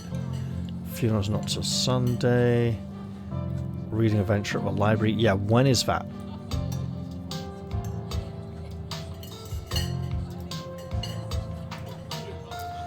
As for the day-to-day, any idea how you want to kill time for the rest of the week? How's the general selection at the library? How's the selection at the library outside of the reading adventure stuff? Whatever a reading adventure is. Oh, it's great. I spend a lot of time there myself. With that dog, you've got to be quiet in the library. Even the dog's like, I'm not allowed to make noise in there. In fact, I was working in the library most of the morning. I ran into you just as I was leaving. Oh, nice. Maybe you're a decent person after all, in spite of the mutant freak-ass thing beside you. Oscar does a great job of stocking the place. Once he gets to know you, he'll compile these big lists of books he thinks you'll like, and he's always right. Well, we'll see about that. He may very well be. He might as well label the sections by town person. For me, it's a bunch of books on cryptids and weird supernatural stuff. Yeah, the shirt blatantly gave that away, as did this weird mutant freak-ass thing you carry around with you. He manages to track down some really rare sources. It's supposed to be in the Appalachians, so the sources won't be that rare. Before Stella can finish, Avery returns, biscuit in tow. I didn't ask for one. And that is like a fucking scone or something. It's like a lump of lard, death, just... Hey, Winnie wanted me to give you a biscuit. On the house, she sends her condolences. What the fuck? That's not a biscuit. That's like a Yorkshire pudding of death. I wonder if I should make that the episode title, A Yorkshire Pudding of Death. In America. Oh, God. Right. Oh, you didn't have to do that. No worries. Hope you enjoy it. Does the mutant freak-ass thing want to ruin that thing? You pick up the thing they call a biscuit. It's not. It's delicate and fluffy, and it nearly crumbles at your touch. A warmth emanates from its surface. You don't even need to taste it to know that it is an atrocity, a crime against nature. It is not divinity given buttery form. You take a bite. Why are you doing this to yourself, Sarah? You're destroying your life. It melts in your mouth as if it is nothing but butter suspended in a thin matrix of dough. Meaning you're not going to get anything very healthy from it if you can't at least get it down into your stomach and digest it. And she's here looking like, yeah, bitch, suffer, you know. She's got that kind of sad look, like she's sorry for me. And in all fairness, he's sort of apprehensive. He's like, is she going to tell how poisonous that fucking thing is? Truly, this is it's not a biscuit. It's a perfect whatever this thing is. We could lie and say I'd bet this is the best biscuit I've ever had, but that's not saying much. Oh god, they'll say, well, you need to have a load more than it. Whoa. There's no stay quiet option. This is really good biscuit. Wow! It's not a biscuit. Oh, I'm so glad you like it. What is this? A cult? A cult of eating really bad food? Avery lingers at the table for a moment. Again. So, has Stella mentioned she's famous? No, and it looks like she's a bit uncomfortable with you bringing it up. Oh, Avery, I'm not famous. You're the only person I know who's been on the news. If that's not famous, then I don't know what is. Stella sighs. She's not going to get away from this, is she? I'm a YouTuber. Okay. And that got you on the news somehow? Let's just take a moment here. Stella and Tabitha were friends at school, and Tabitha does a lot of online shopping. Do we think Tabitha also spends a lot of time online watching some of Stella's videos? Because they used to be friends, just keeping tabs on her. Keeping tabs. Look, that was unintentional until halfway through the word tabs. Then it became intentional when I realised what I was saying. Seriously, it's like nearly 5 in the morning now. Okay, what kind of videos do you do?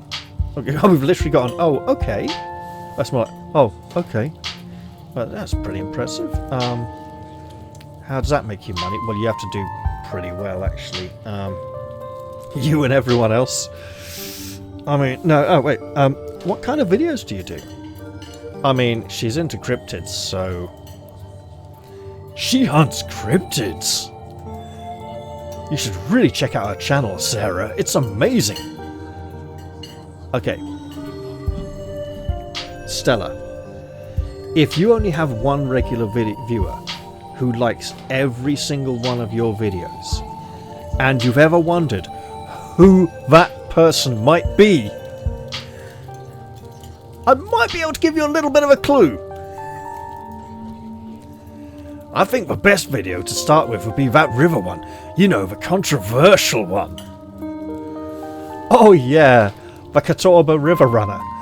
I didn't expect much out of the footage at the time, but it really wound up doing numbers. Well, good for you, girl. So, the River Runner is a cryptid that's only known from a single sighting. 2 scouts thought they saw something big and weird in the Catawba River, and apparently Americans have to call the scouts Boy Scouts because they can't call the girl guides and have to call them Girl Scouts for some reason. Because they're fucking mental. And that's all I had to go on. But then I wound up catching this on camera. Is she going to show us something? Probably on a mobile phone. Or just because the emphasis on the word this. Yep. Stella pulls out her phone and shows you a clip of something in a river, which gets her an extra fucking view because she's showing the video. How many of her views are herself? How tiny is her fucking YouTube channel? The size and shape of the creature's body tells you it's likely a predator, and it's definitely not a wolf. You seem to recall that mountain lions used to live up here. Who's to say if there aren't a few left? Some folks said it was a beaver, but if that was the case, it'd be at least twice the size of any beaver I've seen. Yeah, that looks pretty big. I mean, if that's the edge of the water and not some bushes in front of the camera between you and the water, that's still pretty big in the water. I've also had some people saying it was a dog, or even a capybara, whatever the fuck that is, that must have escaped from a local wildlife sanctuary. Seriously, what's a capybara? They wrote about it in a Battle Brothers event. And it's like, what is this alien freak-ass thing you're referring to that doesn't exist? Except maybe on another continent somewhere. I'm still not sure what it was, but I'm the one who saw the thing with my own 2 eyes and your camera. We could say maybe it's a mountain lion. No, let's enjoy the mystery. You know what? Whatever it is, you should leave it alone. Sure, it might not like being interfered with. Whatever it is, you should probably leave it alone. I mean, look, how long ago is that video now? It's not like she's gone back there pestering the thing. Oh, don't worry, I have a strict take only one video, leave only footprints policy. I never harm the creatures I'm after. I wish only to observe, like a proper documentarian. I was curious to see what you thought though, since there is so much controversy on Twitter and in my comments section over what it actually was. There's always controversy on Twitter, that's what it's for. Look, I don't use Twitter because I've always maintained that Twitter is for twits. There were even actual experts weighing in. It was cool, honestly, and it meant the video did great numbers. And might have brought you some views to extra videos as well, and maybe even some subscribers. You never know. You do those good numbers, you probably get some subscribers out of it. Personally, I'm a fan of the capybara theory, whatever that is. It sounds like, is it like some kind of kangaroo thing? I mean, I think the picture I saw was something like some kind of deranged hamster, or gerbil, or something. There's always people keeping those things as exotic pets, apparently, even though they don't exist. There's your fucking cryptid right there, this capybara thing. Kind of a sewer gator type situation. What? Yeah, exactly. Some exotic pet owner set it free, and now it'll forever roam the Catawba of confusing scouts and YouTube commentators for years to come. A brief quiet settles across the table. Gosh, all this talk about work reminds me of how behind I am. Thanks for the biscuits, Avery. They're not biscuits. But I think it's time for me to blow this, whatever a popsicle is, stand. I know it's a word because they said it in The Fifth Element. Now, Stella slides a 10 towards Avery, whatever the fuck sliding a 10 means, and squeezes out of the booth, Gretchen in tow. And see you around, Sarah. Tell Tabby I'm around if she ever needs me. You know, she might appreciate that. She might be a bit grumpy, but she might appreciate it all the same. I'm thinking, if there's supposed to be a mystery element to the horror here, and we haven't encountered very much of it, Stella will be a good source to go to for information as to what we may be dealing with. She might not get to experience it personally, but she can clue us up on a load of information that may be helpful later on. I should probably get back to it myself. I hope you have a nice day, Sarah. I hope so too, but not if our cousin has anything to do with it. At one moment. We can work on that. You're alone in the booth. Stella already paid, but that doesn't mean you can't leave a tip. Should you, though? This is America. You're supposed to leave a tip because it's obligatory and it's how the guys get paid. Look, you should... I'm English. I'm not American. Tipping is not automatic. It's not automatically included in the bill. You tip if the service was good and if you really appreciate, and if... You know what? Apparently we had a disgusting, revolting thing and really loved it, so sure. We'll leave a tip. We won't make it too generous. Can't afford to leave a tip. Don't leave a tip. You didn't even spend any money. We'll leave a small courtesy tip. Say, you know what? He was a nice guy. He came, gave us attention, chatted a bit, embarrassed her. Okay, so maybe, yeah, very small tip. I think this is establishing how much we can afford to spend, right? we haven't established that we're really poor yet. We don't have like a, you know, credit rating to keep track of or anything. So until we do, we'll just have to see how it goes. You reach into your pockets and pull out a single crumpled dollar bill and a quarter of something. So you ripped a bill into quarters and leave 1 1/4 there. You leave the money on the table and follow Stella out of the diner. Although you spent so long doing it, she's probably not around anymore. Hanging out with Stella managed to pass some time, but there's still plenty of daylight left. Maybe it's worth spending more time exploring the town. There's a hall. Is the library only open in the mornings then? If she was working there in the morning, and then she came out here when her shift ended, she hasn't gone back there for the afternoon, and we don't have an option to go there now. We can go look in the general store, maybe even buy something healthy to eat.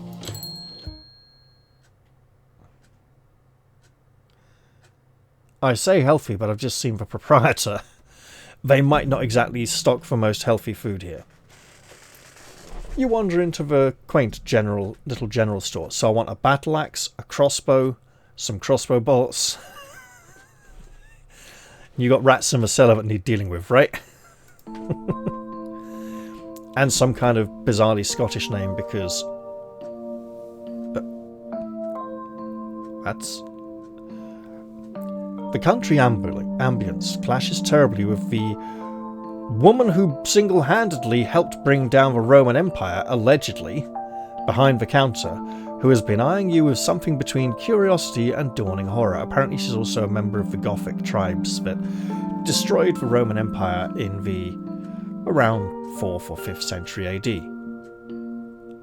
Doesn't quite look like she's up to the task, to be honest. Maybe she just likes bad poems and hates the world and hates herself.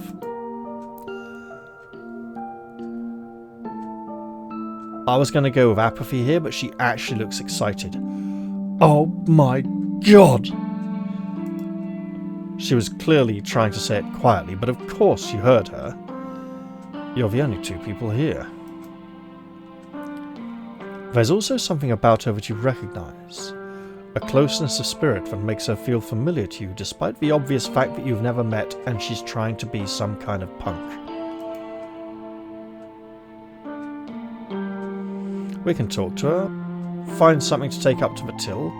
Fare thee well, maiden. We're not saying goodbye. Well, bye. And just walk out.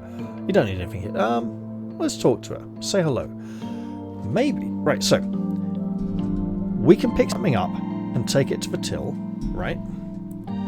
And say, hey, can I buy this? As an opener for conversation. Or we can say, hello, I'd like to buy something. What would you recommend? What do you think I might like? What would be suitable? Why do you have fucking Pepsi? And an insane amount of beer. Let's not rely on a prop. Let's just talk. There's a kind of kindred spirit here, so we shouldn't do something awkward to try and initiate conversation. Hi, are you looking for something in particular? Sorry, but do I know you? You feel sort of weirdly familiar. I'd be surprised if you did. I'm Kanika. And you must be Sarah. Nobody thought you were actually going to show up. It's like Bigfoot just walked in. My feet aren't that big. I don't even know who Tabitha is. She didn't mention Tabitha. That's a stupid lie. Yeah, I don't like this town. I don't know. Why does everyone want to know who I have to know who I am? It feels like everyone's already formed opinions on me. How do you get away with fashion like that in a rural southern town? Well, it's not like she can go anywhere else, and the people are going to be like, yeah, okay, fine, she's just that weird one. Let's not make a big deal out of it, right? If she... We've got to some sort of similarity. Doesn't mean we dress like her or feel like her. It's just like, okay, whatever it is.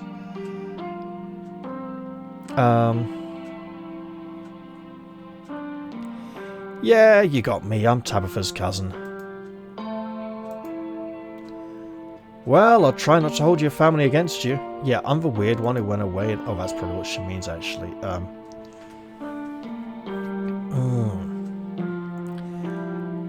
You mentioned not holding my family against me. Do you have a problem with Tabitha? No, we'll just go with this. It's not more about... So, what do you think of Tabitha, then? That depends. Are you guys friends? I literally only met her today. I don't know. I just met her. We're family, but... I don't know. She's been so mean to me. No, I'll go with... I don't know, I just met her. Well, if she's been a little mean, try not to take it personally. That's just Tabitha. Good luck with her this week. I mean it.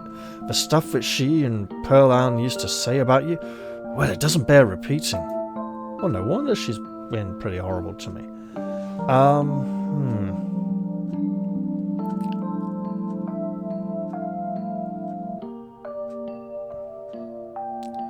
I mean, what would you call that fashion? It's not quite dreadlocks, it's a lot of plaits, but... There's a hat. It's a bit sort of music hall, flimsy thin sleeves.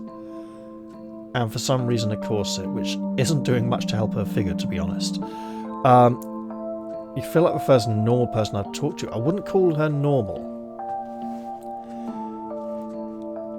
And she definitely doesn't feel normal, doesn't want to feel normal, doesn't feel comfortable being called normal, so I won't go with that. I should probably buy something while I'm here. It was nice chatting. You know what?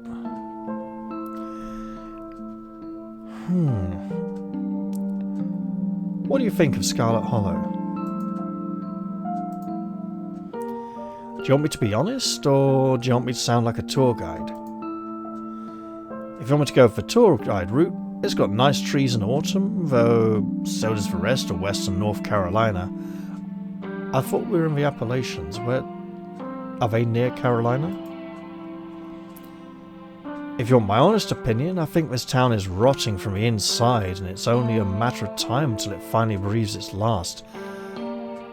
There's the mopey, depressed angle we apparently recognised instantly from the way she looked. But again, nice trees in autumn. Alright, you know, everyone here seems to know who I am. It feels like everyone's already formed opinions of me before they even know me. This sounds a bit too much like complaining. And if that's the kind of kindred spirit this is, that's not necessarily a very good relationship. I know exactly what you mean. Everyone here has known me since I was a baby, so it's like I'm a perpetual teenager to them. You're lucky your mum got out before you ever had to deal with that. Right, you're complaining about something you don't know about. You don't know what my life was like away from this town. I don't even know if I was born here, or if I was born after she moved away. Sounds like I was born here, so I am coming home. I'd better get out too before I become one of those old fogies sitting on a porch telling grown adults about something they did when we were 10. And you don't think you'd enjoy that, in the end? We're supposed to have something in common here, and I'm not quite feeling it. So we're a bitchy person who wants to know what our aunt used to say about us, and we complain. This is a horrible personality to be foisting on your main character. You know what? Gotta take a fair bit of confidence to dress like that in this kind of place. What, like they're gonna try me for witchcraft? Sure, I get weird looks sometimes, but there are definitely some ladies in town who have made it their job to save my soul. But there are way too many hippies in these hills for most people to be concerned about what I'm wearing. I mean, are they hippies? Or are they just, like, people who live out in the countryside. And my mum is Queen Hippie, so I'm probably the least witchy person I know. Everyone my mum talks to might as well be wearing a pointy hat and carrying a broom, so you're rebelling against your parents. Got it. And we're supposed to empathise with this? I suppose we are theoretically young. Sounds like your mum's awesome. I'd like to meet her. Well, you know what? This may be overstating the obvious, but, you know, it doesn't sound like you're very fond of this place. No, I'm not. I've been here long enough for a lifetime. But getting out is always easier said than done. Do you really want to leave that much? Because when you do, you probably want to come back. What's there to do here in town? You know, I've got time to pass. If you're looking for something exciting, you definitely came to the wrong place. The only restaurant we have in town is the diner. The only real place to hang out is probably the library. There's a petrol station for what it's worth. Except we call it a gas station because we're Americans. And there's a bar, but it's not exactly a place you want to go. It's a dive that's always full of miners. Yeah, I think I saw some of those miners in the diner. Diner miners. Minor diners.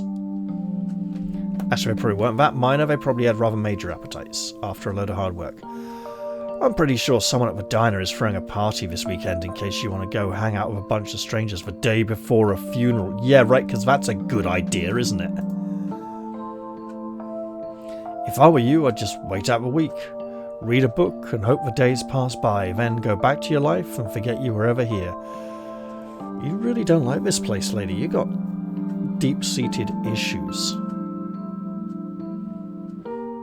To do with feeling kind of discontent and uncomfortable, or maybe she just feels stuck and like she wants to get out, go somewhere, you know. I wouldn't call her normal. I mean, we come from a city, so being a bit standout like this might be considered normal there. Everyone's unique in their own way. Well, look, you know, I should probably buy something while I'm here.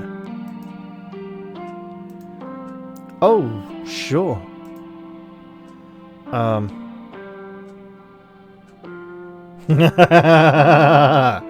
So we can buy some crisps, or buy a drink, or some ice cream. Now,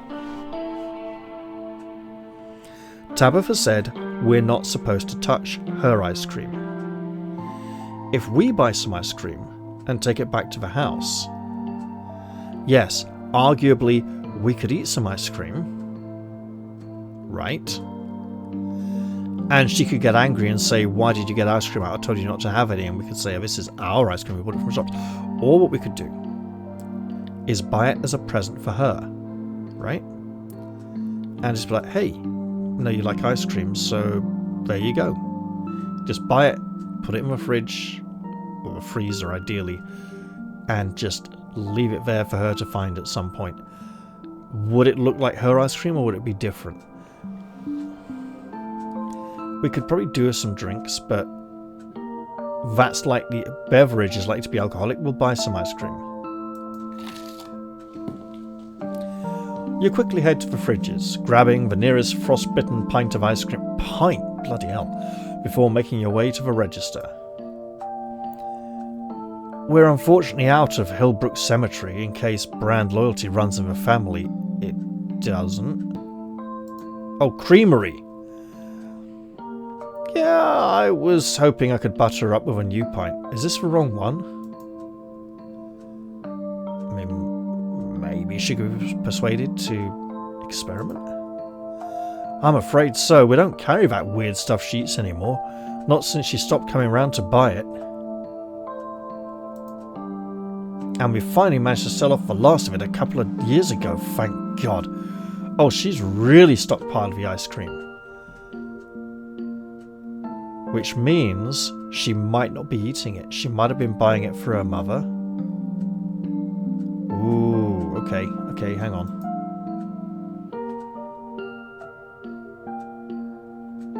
Okay, maybe I shouldn't buy the ice cream.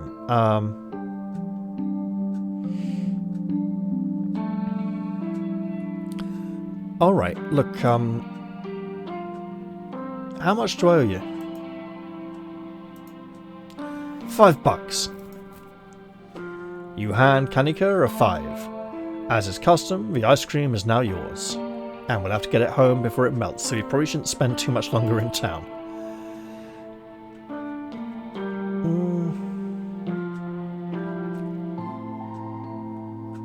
We can say, yeah, nice chatting, I'll bugger off now, sure I'll see you later, or go, yeah, thanks for the ice cream, see you around, sure we'll go with that.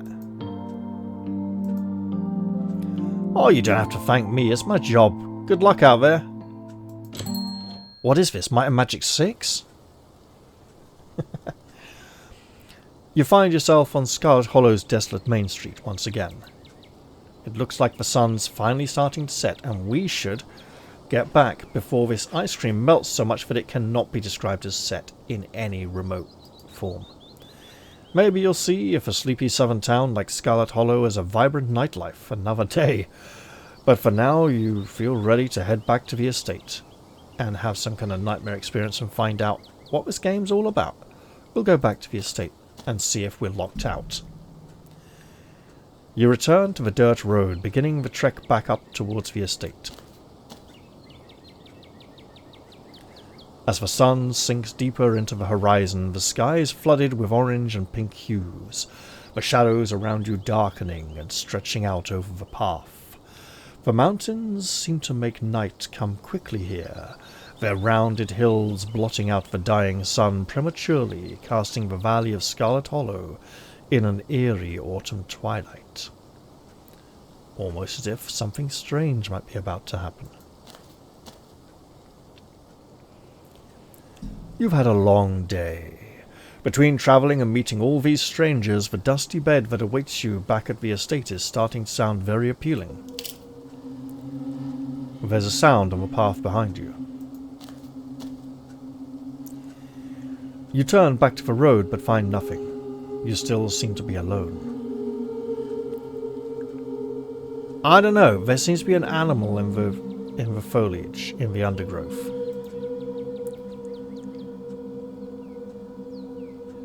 We can go, hello? Is somebody there? We can make a loud noise. We can run. Let's just continue down the path for now. Wait for a second or third time we hear the sound. You continue on your way, turning around and taking a few steps forward. There is another sound, a shuffle of leaves. That won't be on the path. If it's an animal, it might be nervous, waiting for us to leave and doesn't know if it's safe to come out. If it's something else, we'll have to wait and see. You whirl around to see a creature in the middle of the road, paused in mid-step, one paw still held in mid-air. It's staring at you with a wild and unkempt look in its eyes. These lumps of flesh hang off, make it look like it might be diseased. It's a mountain lion, and there's something horribly wrong with it. But this creature strikes you as more than merely ill. Looking into its eyes gives you the distinct impression that it isn't all there, almost as if something is replacing it. Something is using it to view us. There's no doubt about it. This must have been the creature on Stella's recording. Maybe not this exact specimen, but if it looks like a mountain lion and sounds like a mountain lion, it takes yet another step towards you, drool leaking from its slack mouth. We do have a tub of ice cream. A mountain lion can run up to 43 miles per hour, nearly twice as fast as the fastest known human athlete. Yeah, it's a wild animal. We don't run. We don't excite it. We stay calm. We stay quiet.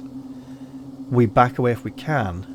And we probably need to avoid direct eye contact. Unless it's a dog, in which case you might need to make direct eye contact to make it back down. We don't run. We don't run backwards. Start filming? No. Aren't you a pretty kitty? No. Look for something to defend yourself with. Fucking hell. Your eyes scan the side of a mountain road, settling on a large stick. But before you can move over for it, the creature dashes forwards with surprising speed, ears back and claws glinting. Can we hunker down and hope it jumps over us? There's a heavy thump as it connects. You feel yourself tumbling forward, pitching over the side of the road and rolling downhill and probably dying. It's disorienting. You find it to be almost impossible to stop yourself. The incline too steep, every attempt ending in more scratches and bumps from the rough terrain of the mountainside. I think shouting would have been a bad idea. You finally land with a breath-stealing thump in a small copse of trees, battered and bruised, bleeding from the thorny shrubbery, but not dead. Let's hope the creature doesn't follow us. I spoke too soon, didn't I? It doesn't bother trying to hide now. Leaping down into the clearing with killing intent in its wide yellow eyes, ready to finish what it started, and then it disappears completely. The evening air is pierced with the sound of a gunshot. The mountain lion is gone in a flash, leaving a thin trail of blood behind as it disappears into the dark woods beyond the path. I imagine we may be seeing it again, as it's not entirely natural. As you gain your bearings, you realise that your ice cream is gone. You must have lost it in the fall. You know what? That's totally fine. The woods can have it. Damn! Nearly had the thing. And I nearly had you too. Who the hell are you and what are you doing out here? Looking to get shot? I don't think it's a threat. He's a Batman fan? A D-Batman? Apparently Batman's popular. I'm Sarah, Tabitha's cousin. I could say you saved my life. You know, starting crying would be very reasonable. But he asked who we are. In a state of shock, I will answer. I'm Sarah, Tabitha's cousin. Well, nobody thought you were going to show up. I apologise for my brusqueness and my condolences. Sorry for your loss. You can call me Duke. Duke seems to think for a moment, glancing up at the darkening sky, and I don't think he's a real Duke. You better not keep walking around on your own out here, not with that thing on the prowl. I'd hate to think anything might happen to you without me around to save your skin. Is he going to escort us back to the house? Tell you what, tag along with me while I finish what we started and I'll be pretty sure to get you home safe. I'd wager Miss Tabitha would appreciate somebody looking out for you. Okay, are we hunting? There's something wrong with that mountain lion. It's probably got the cancer. Had all them lumps. Doesn't mean it's any less dangerous. If I had to guess, I'd say it's more deadly than ever now that it sees death coming for it. As you well know, when's the last time you heard of a mountain lion attacking anybody, especially on this side of the continent? Pretty rare. Dangerous, but unlikely. You're one of the lucky few, so don't go running off and dying alone in the woods after God did you a favour. It's not about revenge. Appreciate you looking out for me. Thanks. Do you think Tabitha will give you a reward? That's questioning his motive. He was going after the lion before he knew we were here. I don't want to go with you. I don't know you. Leave me alone. I'm scared. I want to go home. Very realistic and reasonable given the circumstances. Now, let's not panic. You're safe with me. We won't let a man-eater on the prowl around town where it can go hurting anybody else. You and me are gonna go take care of it, you hear? And then the hills will be safe again, and we'll get you home to that cousin of yours. I'm sure she's worried sick already. Maybe. Your eyes wander to Duke's gun, and then the shadowed forest surrounding you. It looks like you don't have a choice. You reluctantly follow the armed man into the dark woods, hoping he stays true to his word and brings you back to your cousin in one piece. It's not like he's going to turn around and point the gun at us and go, "Ha, now we've got you, bitch," and shoot us dead. And he's in league with the mountain lion all along. Nah. Before long, the sun is completely set, and the two of you find yourselves in near total darkness. Though Duke has a flashlight, he uses it sparingly, letting you both adjust to the starlight instead. Good man. Every sound feels deafening as the two of you pick your way through the underbrush. Every snapping twig could be the deadly paws of the thing that hunted you, every rustling leaf, the herald of a vicious attack. Though you know deep down it's probably nothing but squirrels and shrews. Thing is, he's the experienced hunter here, we're not. Until you hear the unmistakable sound of something large shifting among the fallen leaves. We don't know how badly he hurt it with his first shot, but we do know it bled. If he says "clever girl," we know we're in trouble and he's dead. Gotcha! The old man quietly steps forward, gun held at the ready. What the hell? Don't tell me it's the fucking pug. She's out here filming, isn't she? Trying to do another YouTube video.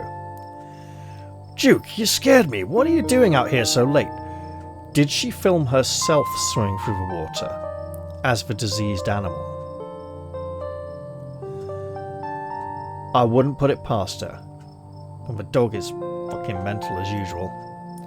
Stella, I'd ask you the same, but I'm sure I know what is you slinking around after dark.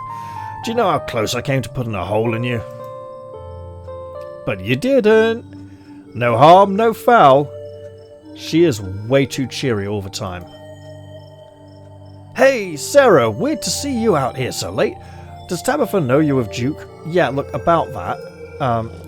Gretchen's little nose seems to pick up something she doesn't like. She thrashes in Stella's arms, whining threateningly, because there's a fucking diseased mountain lion nearby, and it's holding her tight. Whoa! Calm down, girl. You know Sarah. I swear, it gets so hard to hold on to her when she gets like this. Sometimes it feels like she's only geriatric when she wants to be. Ah, it's alright, little lady. You're safe so long as you got your mama looking out after you. He's not paying attention to the potential monster about to kill us in the forest. Unlike you, Stella, if you decided to keep on doing whatever it is you're doing out here, I think you'd find these woods ain't agreeable tonight. Sarah here had a run-in you wouldn't believe. So just go home and save all this for another night, okay? Wait, a run-in? What kind of run-in? Was it supernatural? Yes, but we probably shouldn't say that with him here, because he wouldn't believe it. Like I said, you wouldn't believe it. Now put that damn camera away. Was attacked by a mountain lion. Yeah, just know that it was bad, okay? You should listen to Duke and go home. That's actually good advice in this situation. She wants to be cheery and friendly. That's not friendly, it is pushing her away. It was some kind of creature. It was like a cat, but big and covered in these lumps. Oh god, that's going to make her think it's some kind of mutated monster thing. You would have loved this thing. It was definitely some kind of cryptid. Why are you acting like he doesn't mean what he says? Take this seriously, it's dangerous. I don't know what this old man is talking about. Bloody hell!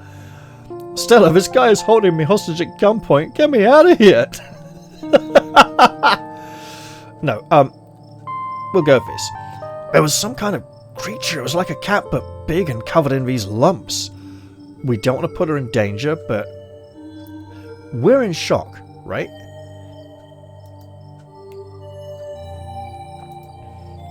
Oh my god, that sounds scary. What kind of sounds did it make? You could have been dealing with a wampus cat. Don't encourage her. It wasn't no supernatural creature. It was just sick. It was really, really sick. You don't need to go looking for it, do you hear? We'll have it taken care of soon enough. Then you can make any videos about it you want. I'll be fine, Duke. I do this sort of thing all the time. by which she means turning into a mountain lion and going around attacking strangers. And if there wasn't an honest-to-God wampus cat out there, I'd need if there's an honest-to-God wampus cat out there, I'd need footage of anyone. If anyone's going to believe me. Corpses are way too easy to fake. Yeah, well, maybe interview me about it afterwards, because he's not going to let me go till we've found this thing. Allegedly. If you go on like that, they'll find that footage next to a pile of your bones in some long-dead creature's den 20 years from now. And they'll call it the Blair Witch boring shit that you watch for hours and hours and hours and fucking hours and nothing interesting happens. And you wonder why you put yourself through it. The true horror is realizing the amount of your life you wasted watching that shit. It was so bad. That would be so cool. Well, yeah, for the people who found it, not for you so much. No, it would not. Your mama and daddy are spinning their graves here and talk like that. And my throat's getting really dry. I need to end this episode, and as soon as I get to a decent break in my bloody narrative to do so. Here we are. 5:24 in the morning, still going. If they ain't around to stop you, then I'll take on that responsibility. Go on, you git. Hey, don't call her a pregnant camel. The old man shoos her away. Fine, I'll go. Despite Stella's apparent willingness to go back down, an existential dread begins to settle into your spine. Something fated has been locked into stone.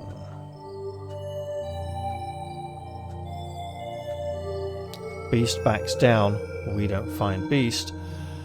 So, it's something to do with her and us, I think. Somebody here is going to die tonight.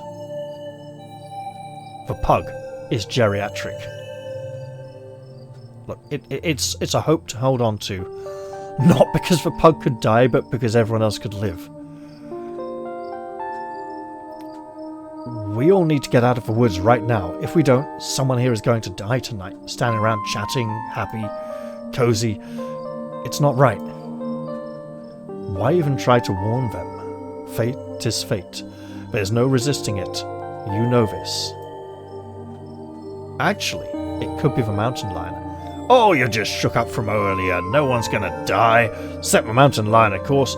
And Miss Richmond here if she doesn't keep up to her word. Keep to her word, not keep... sorry, I messed up there. No, I'm totally just going home. Like you said, she's not. She's gonna go sneaking around trying to film the thing. Thanks, Duke. Later, Sarah. Let me know if you see anything cool. And with that, she's off. It's just you and Duke in the dark woods once again. And he looks ever so suspicious at her as she goes. Damn, we've been stopped too long now. The old hip is starting to voice its complaints. There's an overlook just up this way. Let's sit for a spell. I brought a few victuals along if you're peckish. You know what's going to be better than those fucking biscuits? You find your way along the narrow path and emerge on a rocky outcrop overlooking the dark forest. The sky above is smeared with stars, more than you've ever seen before, and I've got a feeling we won't find the mountain lion now. There's two eyes right there. Let's just... Duke interrupts the serenity of the scene with his old man grunts, folding his creaky joints as he settles in on a nearby log. He starts rustling through a small pack you hadn't noticed he was carrying, pulling out some jerked beef and a couple of beers. At least it's a nice night, even if the circumstances leave something to be desired. Help yourself to jerked beef. And as for the beer, I was planning on having both cans myself. Oh, probably. But I suppose I can be convinced to spare one. Nah, you have the beer, man. Just maybe after hunting. Look, I'm actually feeling pretty serious. I thought mountain lions were supposed to be extinct in the Appalachians.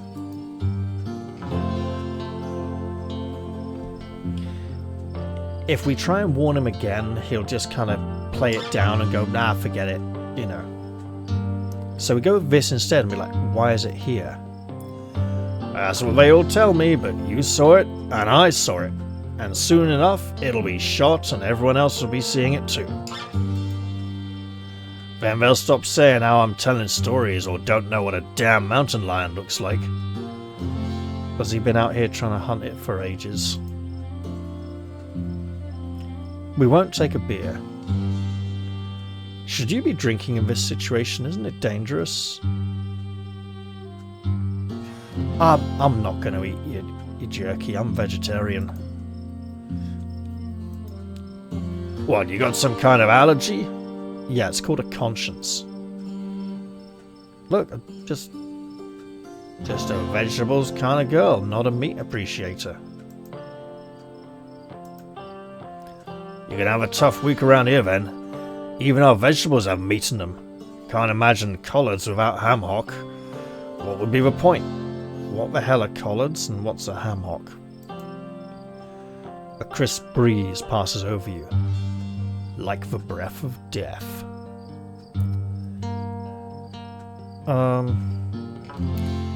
Should you be drinking in this situation? Isn't it a bit dangerous with a wounded wild animal that's going to be lethal if we go near it? I mean, definitely don't drink both. Oh, lighten up, it's just a Bud Light, it ain't moonshine. Anybody who gets drunk off a Bud Light is drinking it wrong. Yeah, well, maybe don't drink too. I find it helps keep my aim steady. Lowers the nerves just enough to shake the tremor out of my trigger hand. Oh, goodness, and you're out hunting? Maybe if you had one, it'd calm your jitters. Oh, maybe if we got out of here.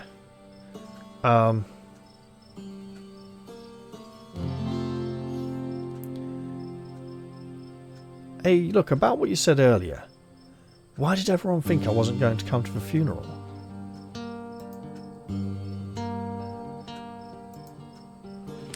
How do you Miss Pearl Ann's doing?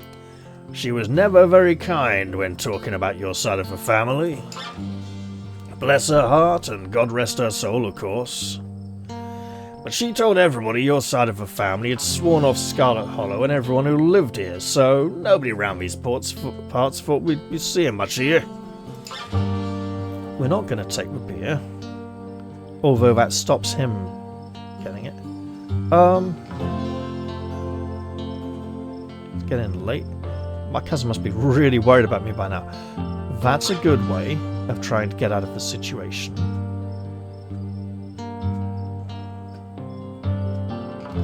I'm not going to say I'm bored. I was nearly killed. Look, I'm serious about that feeling I got, Duke. Something bad's going to go down here tonight. And he's going to be like, yeah, a bullet right into that animal.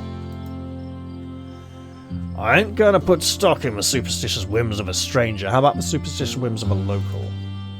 Not that I'm a local. Besides, you had a run-in with that critter. It ain't the sort of thing a person should just let live. This goes beyond protecting my livestock now. Yeah, it is pretty dangerous. So you're from here? What do you think of Scarlet Hollow? What do I think? You might as well be asking me what I think of the air I breathe or the dirt I'm standing on. Am I supposed to know? I'm in it. I should be the one asking you, what do you think of our town? It traps people and it doesn't like letting them go. That's why I'm here. It's finally dropped me back. No, it's beautiful thing it's small. I just got here. I don't really know. One of the first things that happened to me here was being attacked by a mountain lion. So, people scare me. They all have opinions on me they decided they held before we even met. Sure, we'll go with that. He might appreciate the honesty of that. Can't say I'm not guilty of it myself. Well, if it bothers you that much, I suppose you'll just have to get folks to change their thoughts on what kind of person you are. You got a whole week. There's plenty of time. Unlike that mountain lion, which might have even longer if we're not careful. Yeah, it seems like you and Stella go way back. You must catch her out trying to film things all the time. What do you think of her? What do I think? I think she's a nice young lady, but she's been through a lot in her short time on this earth. He lets a conspicuous silence fall between the two of you. He's... you can tell me, I won't... You know what? That thing about her parents rolling in their graves, are they both dead? Yes, they are, God rest their souls. He takes a quiet, contemplative sip of beer. Let's not push it.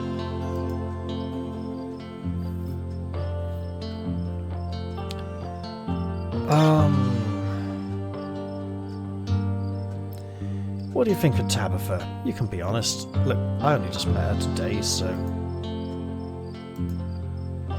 You say that as if I would have a bad word to say about her. No, I just literally don't know. I think she knows the value of hard work, and I think she and your family have been the lifeblood of this town for longer than I've been alive, and they're the whole reason any new jobs come out of this town that ain't just some tourist bullcrap. We have the Scarlets to thank for this place. Ain't just a glorified theme park like some other towns I could name. I don't want to be a local flavour character selling my produce at some cutesy farm stand for folks up in the city who think they want homegrown goods but get nervous when they see a brown spot. Look, one brown spot's fine, you can just cut it out. It's when there's a whole load of them that it starts getting bad.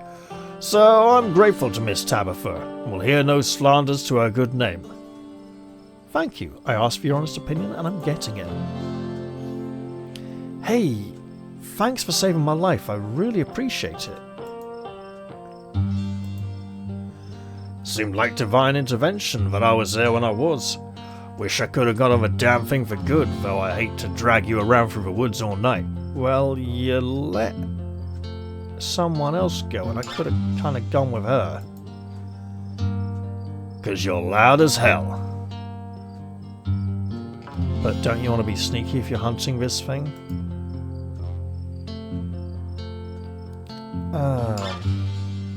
I was wondering, how did you find me?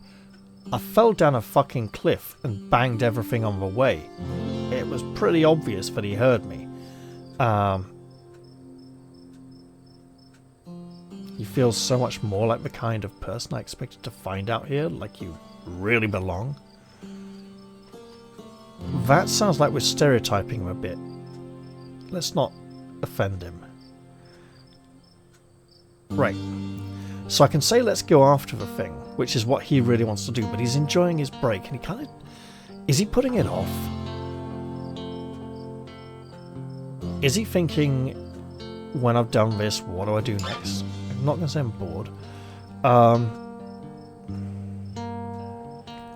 You know, it's getting late. Shouldn't we get moving? Oh, shit. You open your mouth to speak, but before you get your words out, your phone buzzes in your pocket. You're getting a phone call. It's your cousin. And she's like, where the hell are you? There was that American accent I said I wouldn't do. We will answer the phone. Just shut it up. Sarah, where did you go? Are you dead? Yes. What an answer. No, I'm just in the woods hanging out with this cool old guy. I almost got eaten by a mountain lion and I'm wandering around the woods with some old guy with a shotgun. I mean, she might know him. I'm fine, you don't have to worry about me, I'll be home later. Look, I am still worried. I've got the sense of foreboding that someone's gonna die. Can you come get me? I'm in the woods. That's a really vague description. None of your business. Just put the phone down. No, look, we had a dangerous situation. We don't want to sound panicky and really loud. But I was almost eaten by a mountain lion. I'm wandering around in the woods with some old guy with a shotgun. And he... You what? No wonder you sound like you're inside a blender. Your reception must be terrible out there. If that's Miss Tabitha, you should tell her you have old Duke. She'll know me. Clearly, I don't need to explain that being in the woods, especially at night, is a bad thing. Get the old guy to take you back to town, now! And tell her how I saved your life too, so she knows you're in good hands. There's a sound nearby, a scuffling, and then he'd better get his fucking dog. What in the...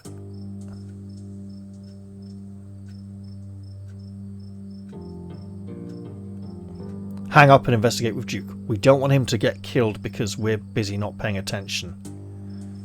We can call her back. If we're alive.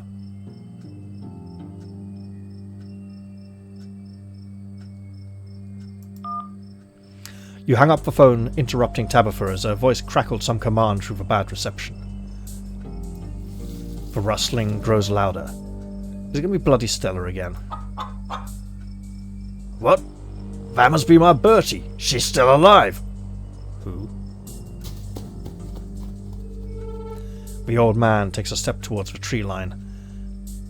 That looks like a human.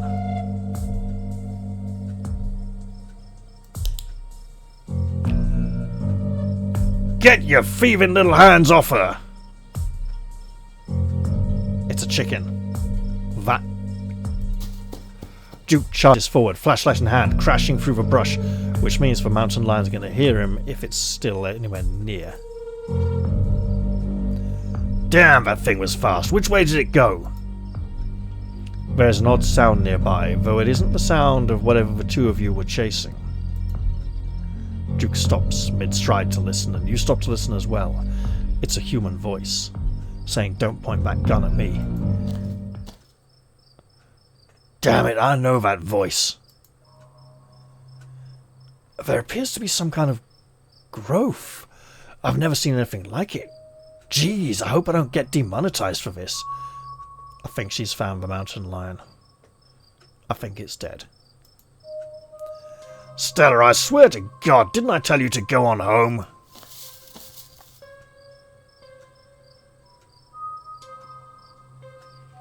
Oh, the chicken seems to have got the disease now, very quickly.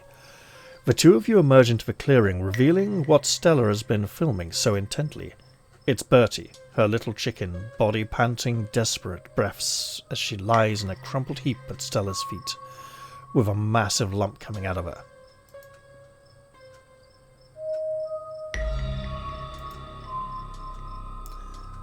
Bertie! Oh no, what happened to you, sweetheart? Duke, I just found her like this. I think there's something seriously wrong with her. Yeah, no kidding. Stella, what the hell? Don't put this online. Look, this is personal. Yeah. What are you still doing here? It's obvious what she's still doing here. I don't think you should put this online. That's... Right, that's more firm and less angry and aggressive. Oh, I'm sorry, Duke. Man, Stella, why can't you be a normal YouTuber who just talks at the camera instead of the kind that films people's dying pets?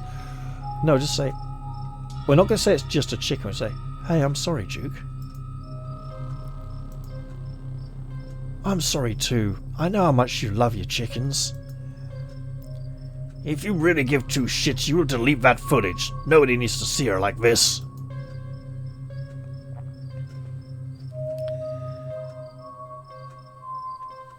Did you see the thing that got hold of her? I sure did. I got it on camera too. I don't know what it is yet. A gnome or something? I didn't look much like a gnome.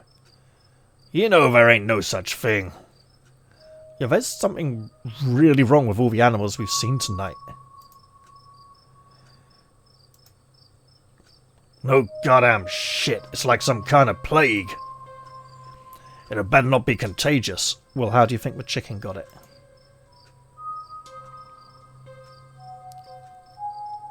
We'll examine the chicken. That is just wrong. You stoop down to look at the chicken. We'll examine the weird growth. Good God, at first you thought it might have been a tuber, but this is something else. The skin is stretched taut, the growth pulsing beneath. She could still get better. Maybe she just needs that thing to pop and she'll be right as rain in a couple of days. Happened to me once, and there's not so much as a scar these days. Really? I don't know, it kind of looks like there's something in there. Yeah, I want to back away, especially that. Looks like there's something really in there. If you didn't know better, you'd say this could be some sort of parasitic growth, like a wasp laying eggs inside a caterpillar. No, I don't want to examine the rest of it. I want to back away. The wing is barely still attached, but that seems to be the least of this chicken's concerns. Whatever got hold of her busted her wing up too, little bastard. Yeah, what a bastard. Did it kill Kenny as well? We'll examine the head. This poor little chicken's eyes look up at you, glazed over but still rolling around in their sockets full of unfortunate life. It's in terrible agony. Having investigated to your heart's content, you step back and give the bird quite a lot of space. Do you think she's become an egg? No, we're not. Duke, I don't think it's a mountain lion that's been getting at your chickens.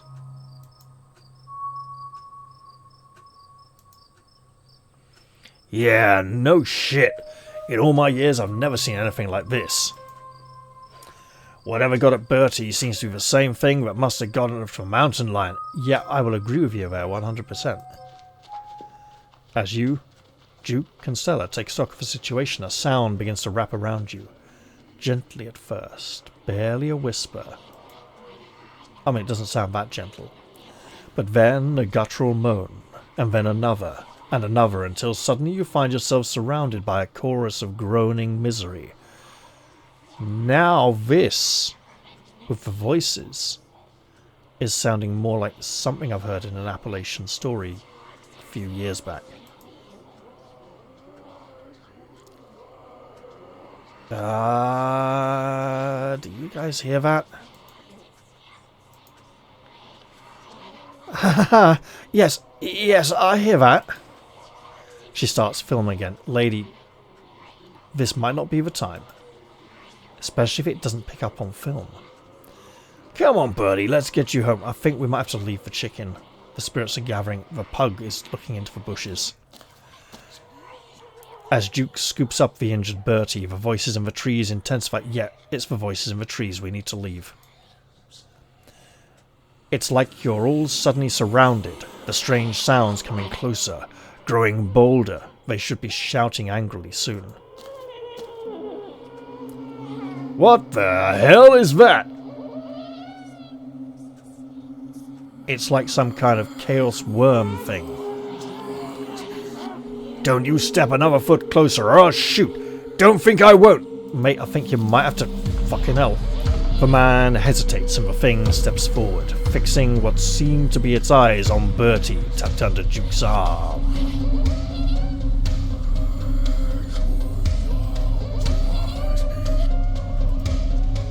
Gretchen starts making ungodly noises, screaming and howling along with the din around you.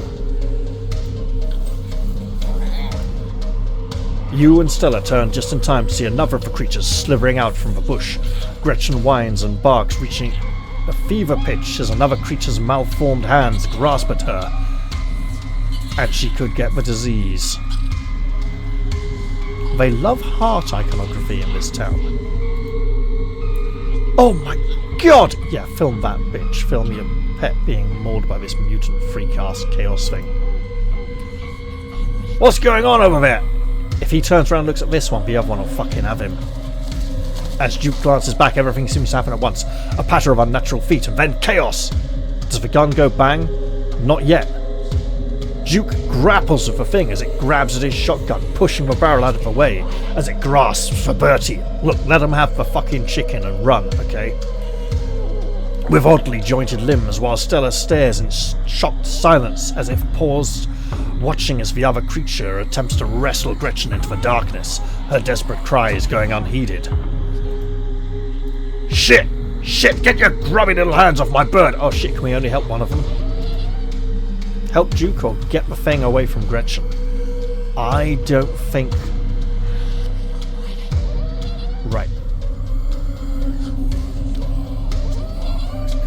If we save the dog, she might like us and help us with research and information.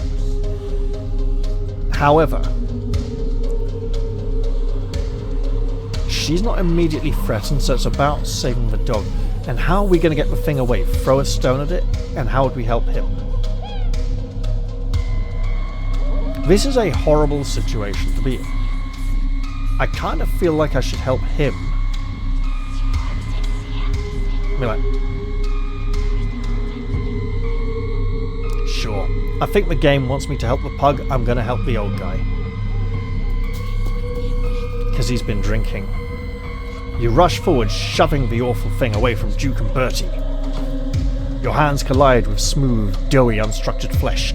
It feels like you've just shoved a loose bag of organs.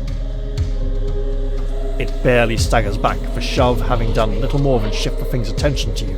It rears back on its hind legs, its mouth opening, whispering tones sliding out alongside something sharp and unnatural, but he might now be able to shoot it.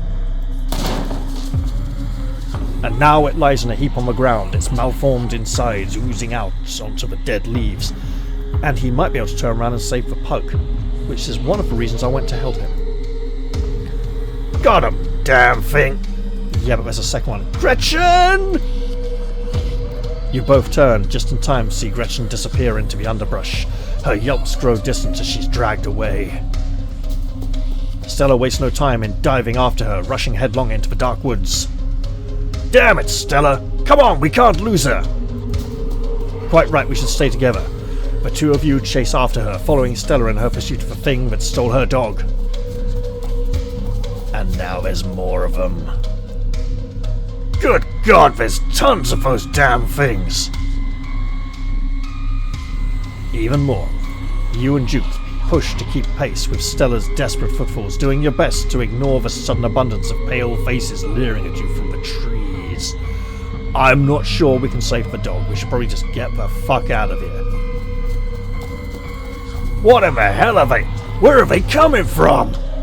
And why only suddenly now? Why haven't they done this before? What about this funeral and us being here is making this happen? His question is seemingly answered when you burst through the trees and into a clearing. This is their feeding ground and we've come right to it. Stella too was stopped by the sight and smell of what had been arranged here. She stands with you at its edge, overlooking the bizarre pattern of animal corpses, their rot flavouring the air. If she's really traumatised, she might start filming and completely lose attention to all the things around her behind her. Gretchen is among them, the newest addition to the ring, lying paralysed and whimpering under one of the creatures. Its pale, doughy form is crouched protectively over its catch. It had already started its work. It's used the sharp thing to paralyse. Gretchen! She tries to step forward, but Duke holds her back. No, she'll be okay, right? She'll be fine, we just have to grab her? Okay, I think it's too late, Stella. Yeah, but she probably won't appreciate us saying that. I don't think we can grab it. We need to chase that thing off without all the others coming to get us. Duke, you have to take her out. Duke, give me your gun. We can't let them have Gretchen. If anyone's going to use the gun, it should be Duke. What do we do? She's going to be just like Bertie soon. We need to get out of here, Stella, before they do that to us too. But she's all I have! Not for much longer, and she'll be all you have for the rest of your life if you stay. Oh goodness, they all emerged very quickly. Figures appear at the edges of the clearing. They are surrounding you. Well, we gotta do something. Standing around ain't doing us any favours. Right, blast our way out. Duke, hand me your shotgun. What the hell are you gonna do? Duke cautiously hands off the gun to Stella. She levels it at the dog. Look, we're a city girl. Stella probably knows how to use a gun. She's not going like that. I won't let it happen.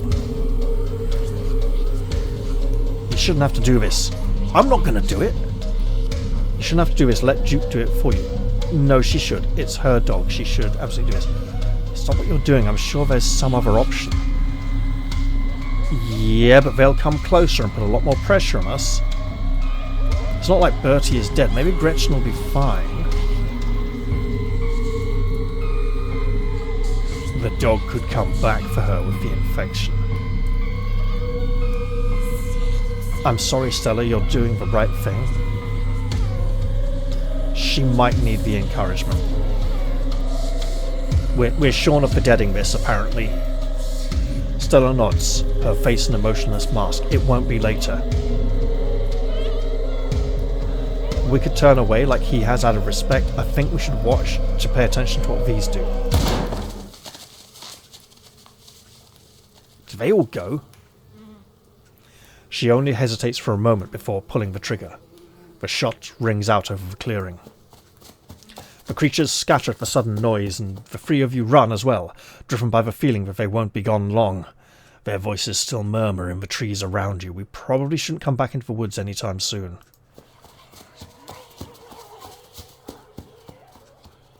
My truck's parked out on the trail. Let's get the hell out of here. Yeah, before they come back and get us. Duke leads the charge back through the woods, though the creatures clearly aren't done with you. They fill the woods around the path, leaning out with grasping hands, their stares fixed on Bertie. They want Bertie, Duke! They can want what they want. It don't mean they're getting it, mate. If we're getting out of here alive, I think it does. You make it to the road, but three of the creatures stand between you and Duke's truck. Mate. They're protecting their nest. You have to give it to them, Bertie. You've stolen from them, Duke. You have to give them back what's theirs. He won't like that, but he... What are you waiting for, Duke? Shoot him. No. If we say you've stolen from him, he'll say, no, this is mine. Get really protective of it. Yeah, they're protecting their nest. You have to give it to them, Bertie. He won't like it, but Sarah's right, Duke. Is this what you want? Is this what you want, you sons of bitches? Fine, take her. Take her and leave us be. Duke. Now, Stella, I know you got trouble with vehicles, so I won't hear any nonsense about you walking back to town. You hear? Get in the truck. Yeah, it's a big metal box that might protect us a bit. You sense the slightest bit of hesitation as Stella pauses on the path next to you. Okay. We fucking drive. You squeeze into Duke's tiny two-seater truck, tucking your legs on the other side of the gear shift, and get ready to punch a fucking graboid in the head if it sticks one of its tongue mouths through the window at you. Stella stares ahead in silence next to you. Oh god, she's got to be in a really bad way. So, I guess it wasn't a lantern line getting at your chickens. Let's not. That was...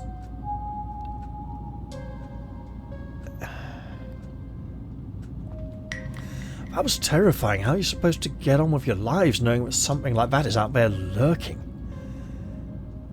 Hey, Stella, are you good? She doesn't respond. Why so glum? I thought you wanted to find... No. She just lost her dog. It's the only companion in her life, apparently. I don't think so. That was not fun.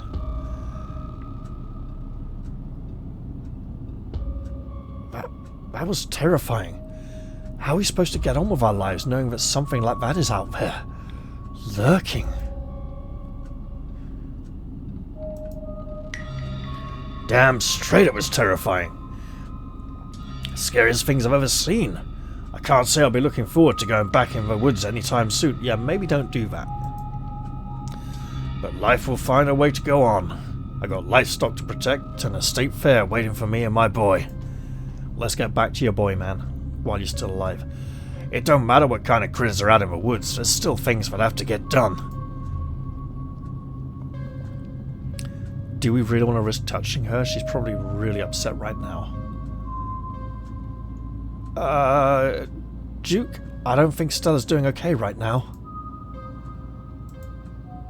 Of course she ain't. Best not to bother her just yet. Let's get out of these woods before something else tries to come after us. He glances over at Stella, his face softening slightly. It'll just be a few more minutes. You'll be alright. That's not car sickness. She's fucking terrified. And traumatized. Soon the rumble of gravel beneath the tires gives way to uneven pavement and the truck comes to a stop in front of a small cottage. Well, don't drive on the fucking pavement, you nutter! Here we are, Stella. Safe and sound. Well, not sound. Not really. You're gonna be alright tonight? Yeah, of course. I'm fine. Too wound up for sleep, though. I don't know about you two, but I need answers. It's a long shot, but my friend's mum is a weird hippie lady. She knows all about local wildlife and local myths and legends. Maybe she would have some idea what those things were. I say we go over and show her what we have. Are you guys with me? Hell no. I'm a God-fearing man. I don't go for that witch woman for nothing. Besides, my bed is crying out to me. I need sleep before I give anything that happened tonight another thought. The only reason I'm still here is to deliver Sarah to Miss Tabitha as requested. She said she'd be around here somewhere. And she just magically slides across from the opposite side of the screen instead of coming in from the edge. Where have you been? Tabby? Hey. She don't like that. Stella, I'm trying to talk to my cousin. She's trying to be all business. How the hell is this character a fan favourite? Clearly, you really need to get to know her. Apparently. I called you over an hour ago. How did you manage to get that lost? I'm afraid it's my fault, Mom. The woods were not as safe as they usually are, and we got ourselves a little turned around out there. But there's no need to fear. I made sure your cousin was in one piece every step of the way, despite the best efforts of the local wildlife. Sarah, has this man been harassing you? No, he saved our lives. Yeah, he had a gun, he wouldn't let me leave. This is true. Kidnapped me and marched me through the woods and we almost got eaten by monsters. No way, this man saved my life. And I'm not just saying that because he told me to tell you that either. Stella, is this true? I wasn't there for that part, but I believe it. Duke is that kind of guy, you know? Okay, but don't think surviving whatever happened out there means you can make this a nightly event. Not planning on it. Your cousin sighs heavily. And hopefully we'll get to a good point to end the episode soon. I thought I could leave you alone for 2 seconds since you're supposedly an adult, but clearly you need more supervision than that. You know, Tabby, I was just suggesting we head over to Kanika's mum and ask her what she thinks about what we saw in the woods tonight. You should come too. Sybil? Absolutely not. It's late. I'm taking Sarah home, which means we might be able to see her tomorrow. And she's not upset about her dog anymore, which is very concerning. Since she said it was the only thing in her life. I mean, she looks a bit upset now. Good night, Stella. And Farmer. My name's Duke, Mom. Wait. Stella? Where's your dog? Oh, she's no longer with us, Miss Tabitha. Oh. Okay, so she seems to care about that now. She's like, oh, I'll put my foot in it there. She was pretty old though, right? I knew it was coming sooner. You knew it was coming sooner or later. Yeah, that's not really what happened.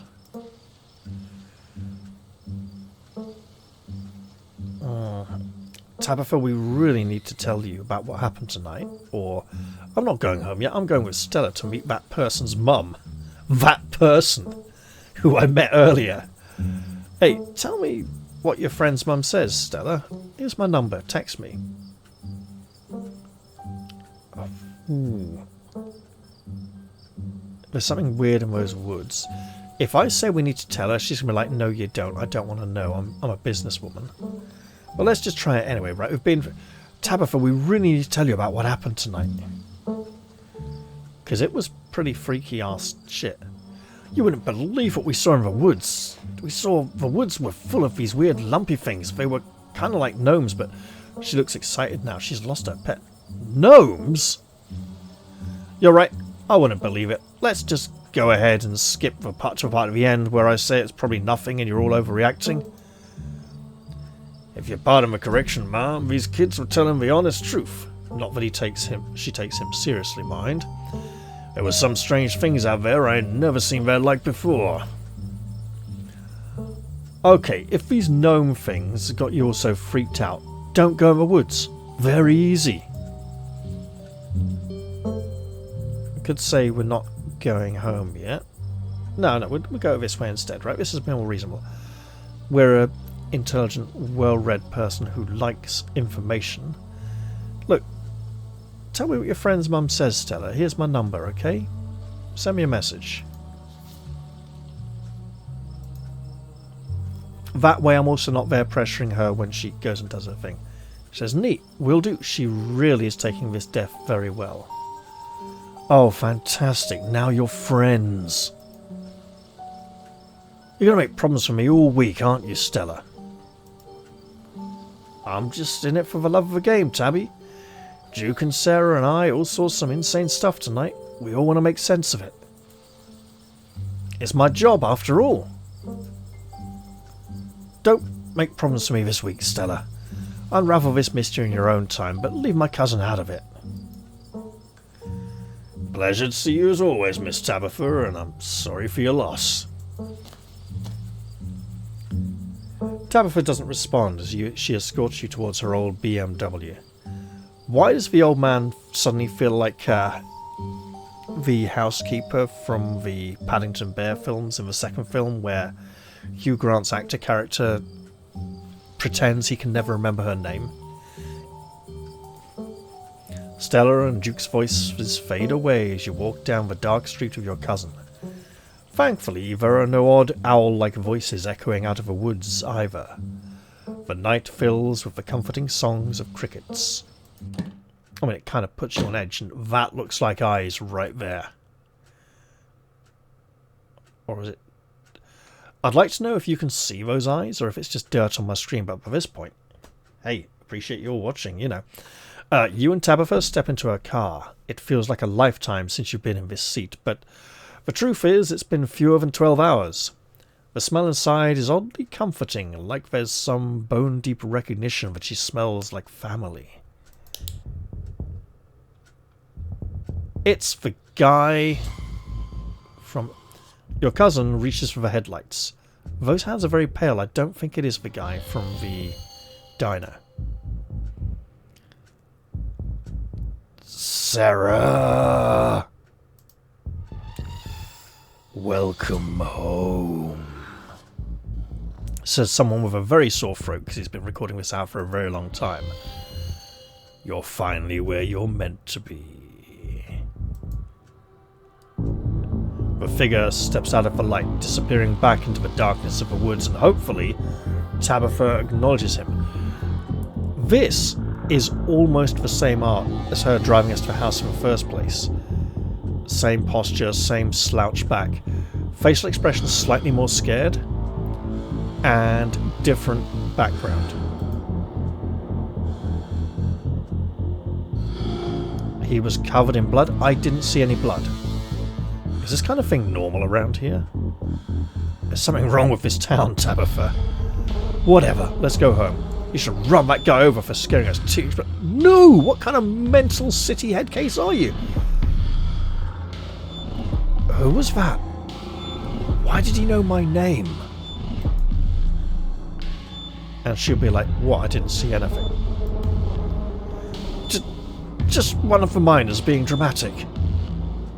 Really? Everyone here knows your name. I'm sure you noticed that. It's not a big deal.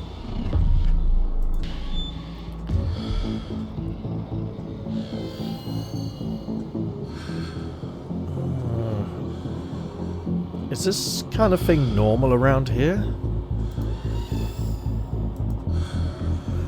No, people are acting up. Just ignore them. You both ride in silence back up to the estate. I'm not sure I believe her, and I'm not sure she believes it. But we may be establishing a bit of... Ooh, some lights on, some lights off. The stars vaguely illuminate its hulking shape, perched on the cliffside. Despite the warm porch light, it feels even more abandoned than it did during the day, its windows dark and lifeless.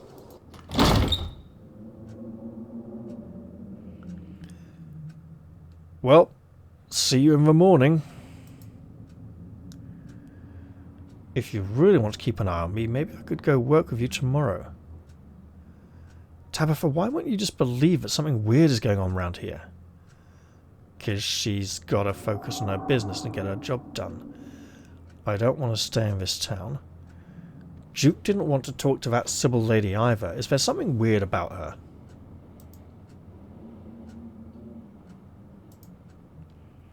She's a hippie, that's all. He's being sensible. You never know what's going to come out of her mouth.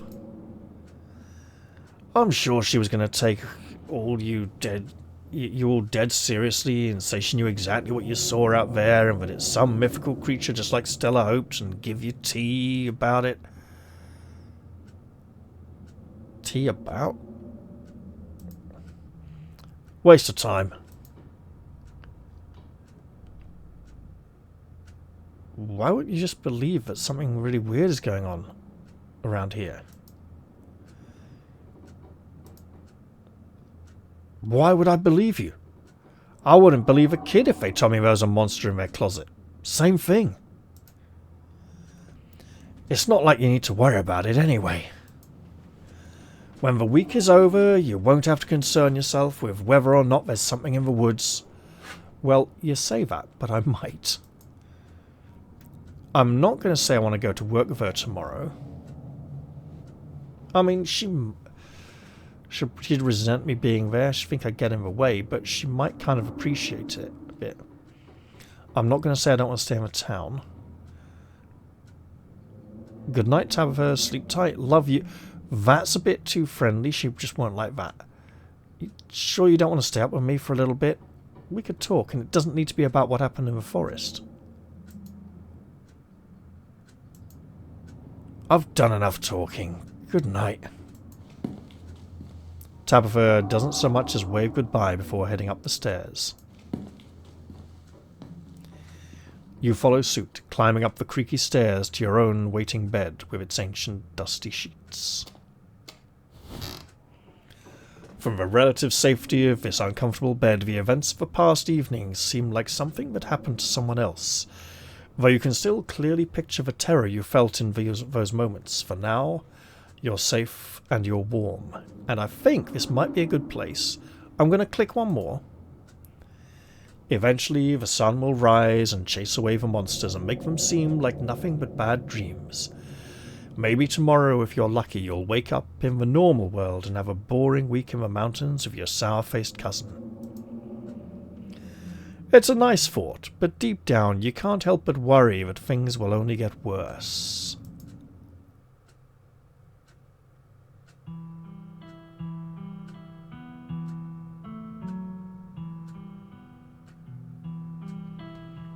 Many, many eyes in the forest. We have the statue of a miner in the middle of town, leaves blowing about. The Scarlet Hollow Town Hall, which we haven't visited yet, established 1820 by the look of it. Looks like the library, with books, pages magically turning themselves and someone's got a drink in there. And a dark line just appeared on the window frame, like a crack. There's someone in there. I think it's someone we've met.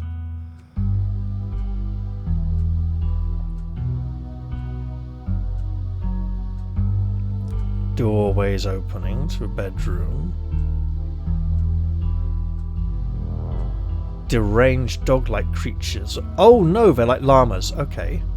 And there's a burrow in the hillside with eyes looking out and some kind of giant pumpkins. Oh, jack-o'-lantern. The pumpkin variety. A mine opening. We're not going to the mine. We didn't ask. The front doorway of the house is opening. All very ominous and creepy. Leaves are blowing in.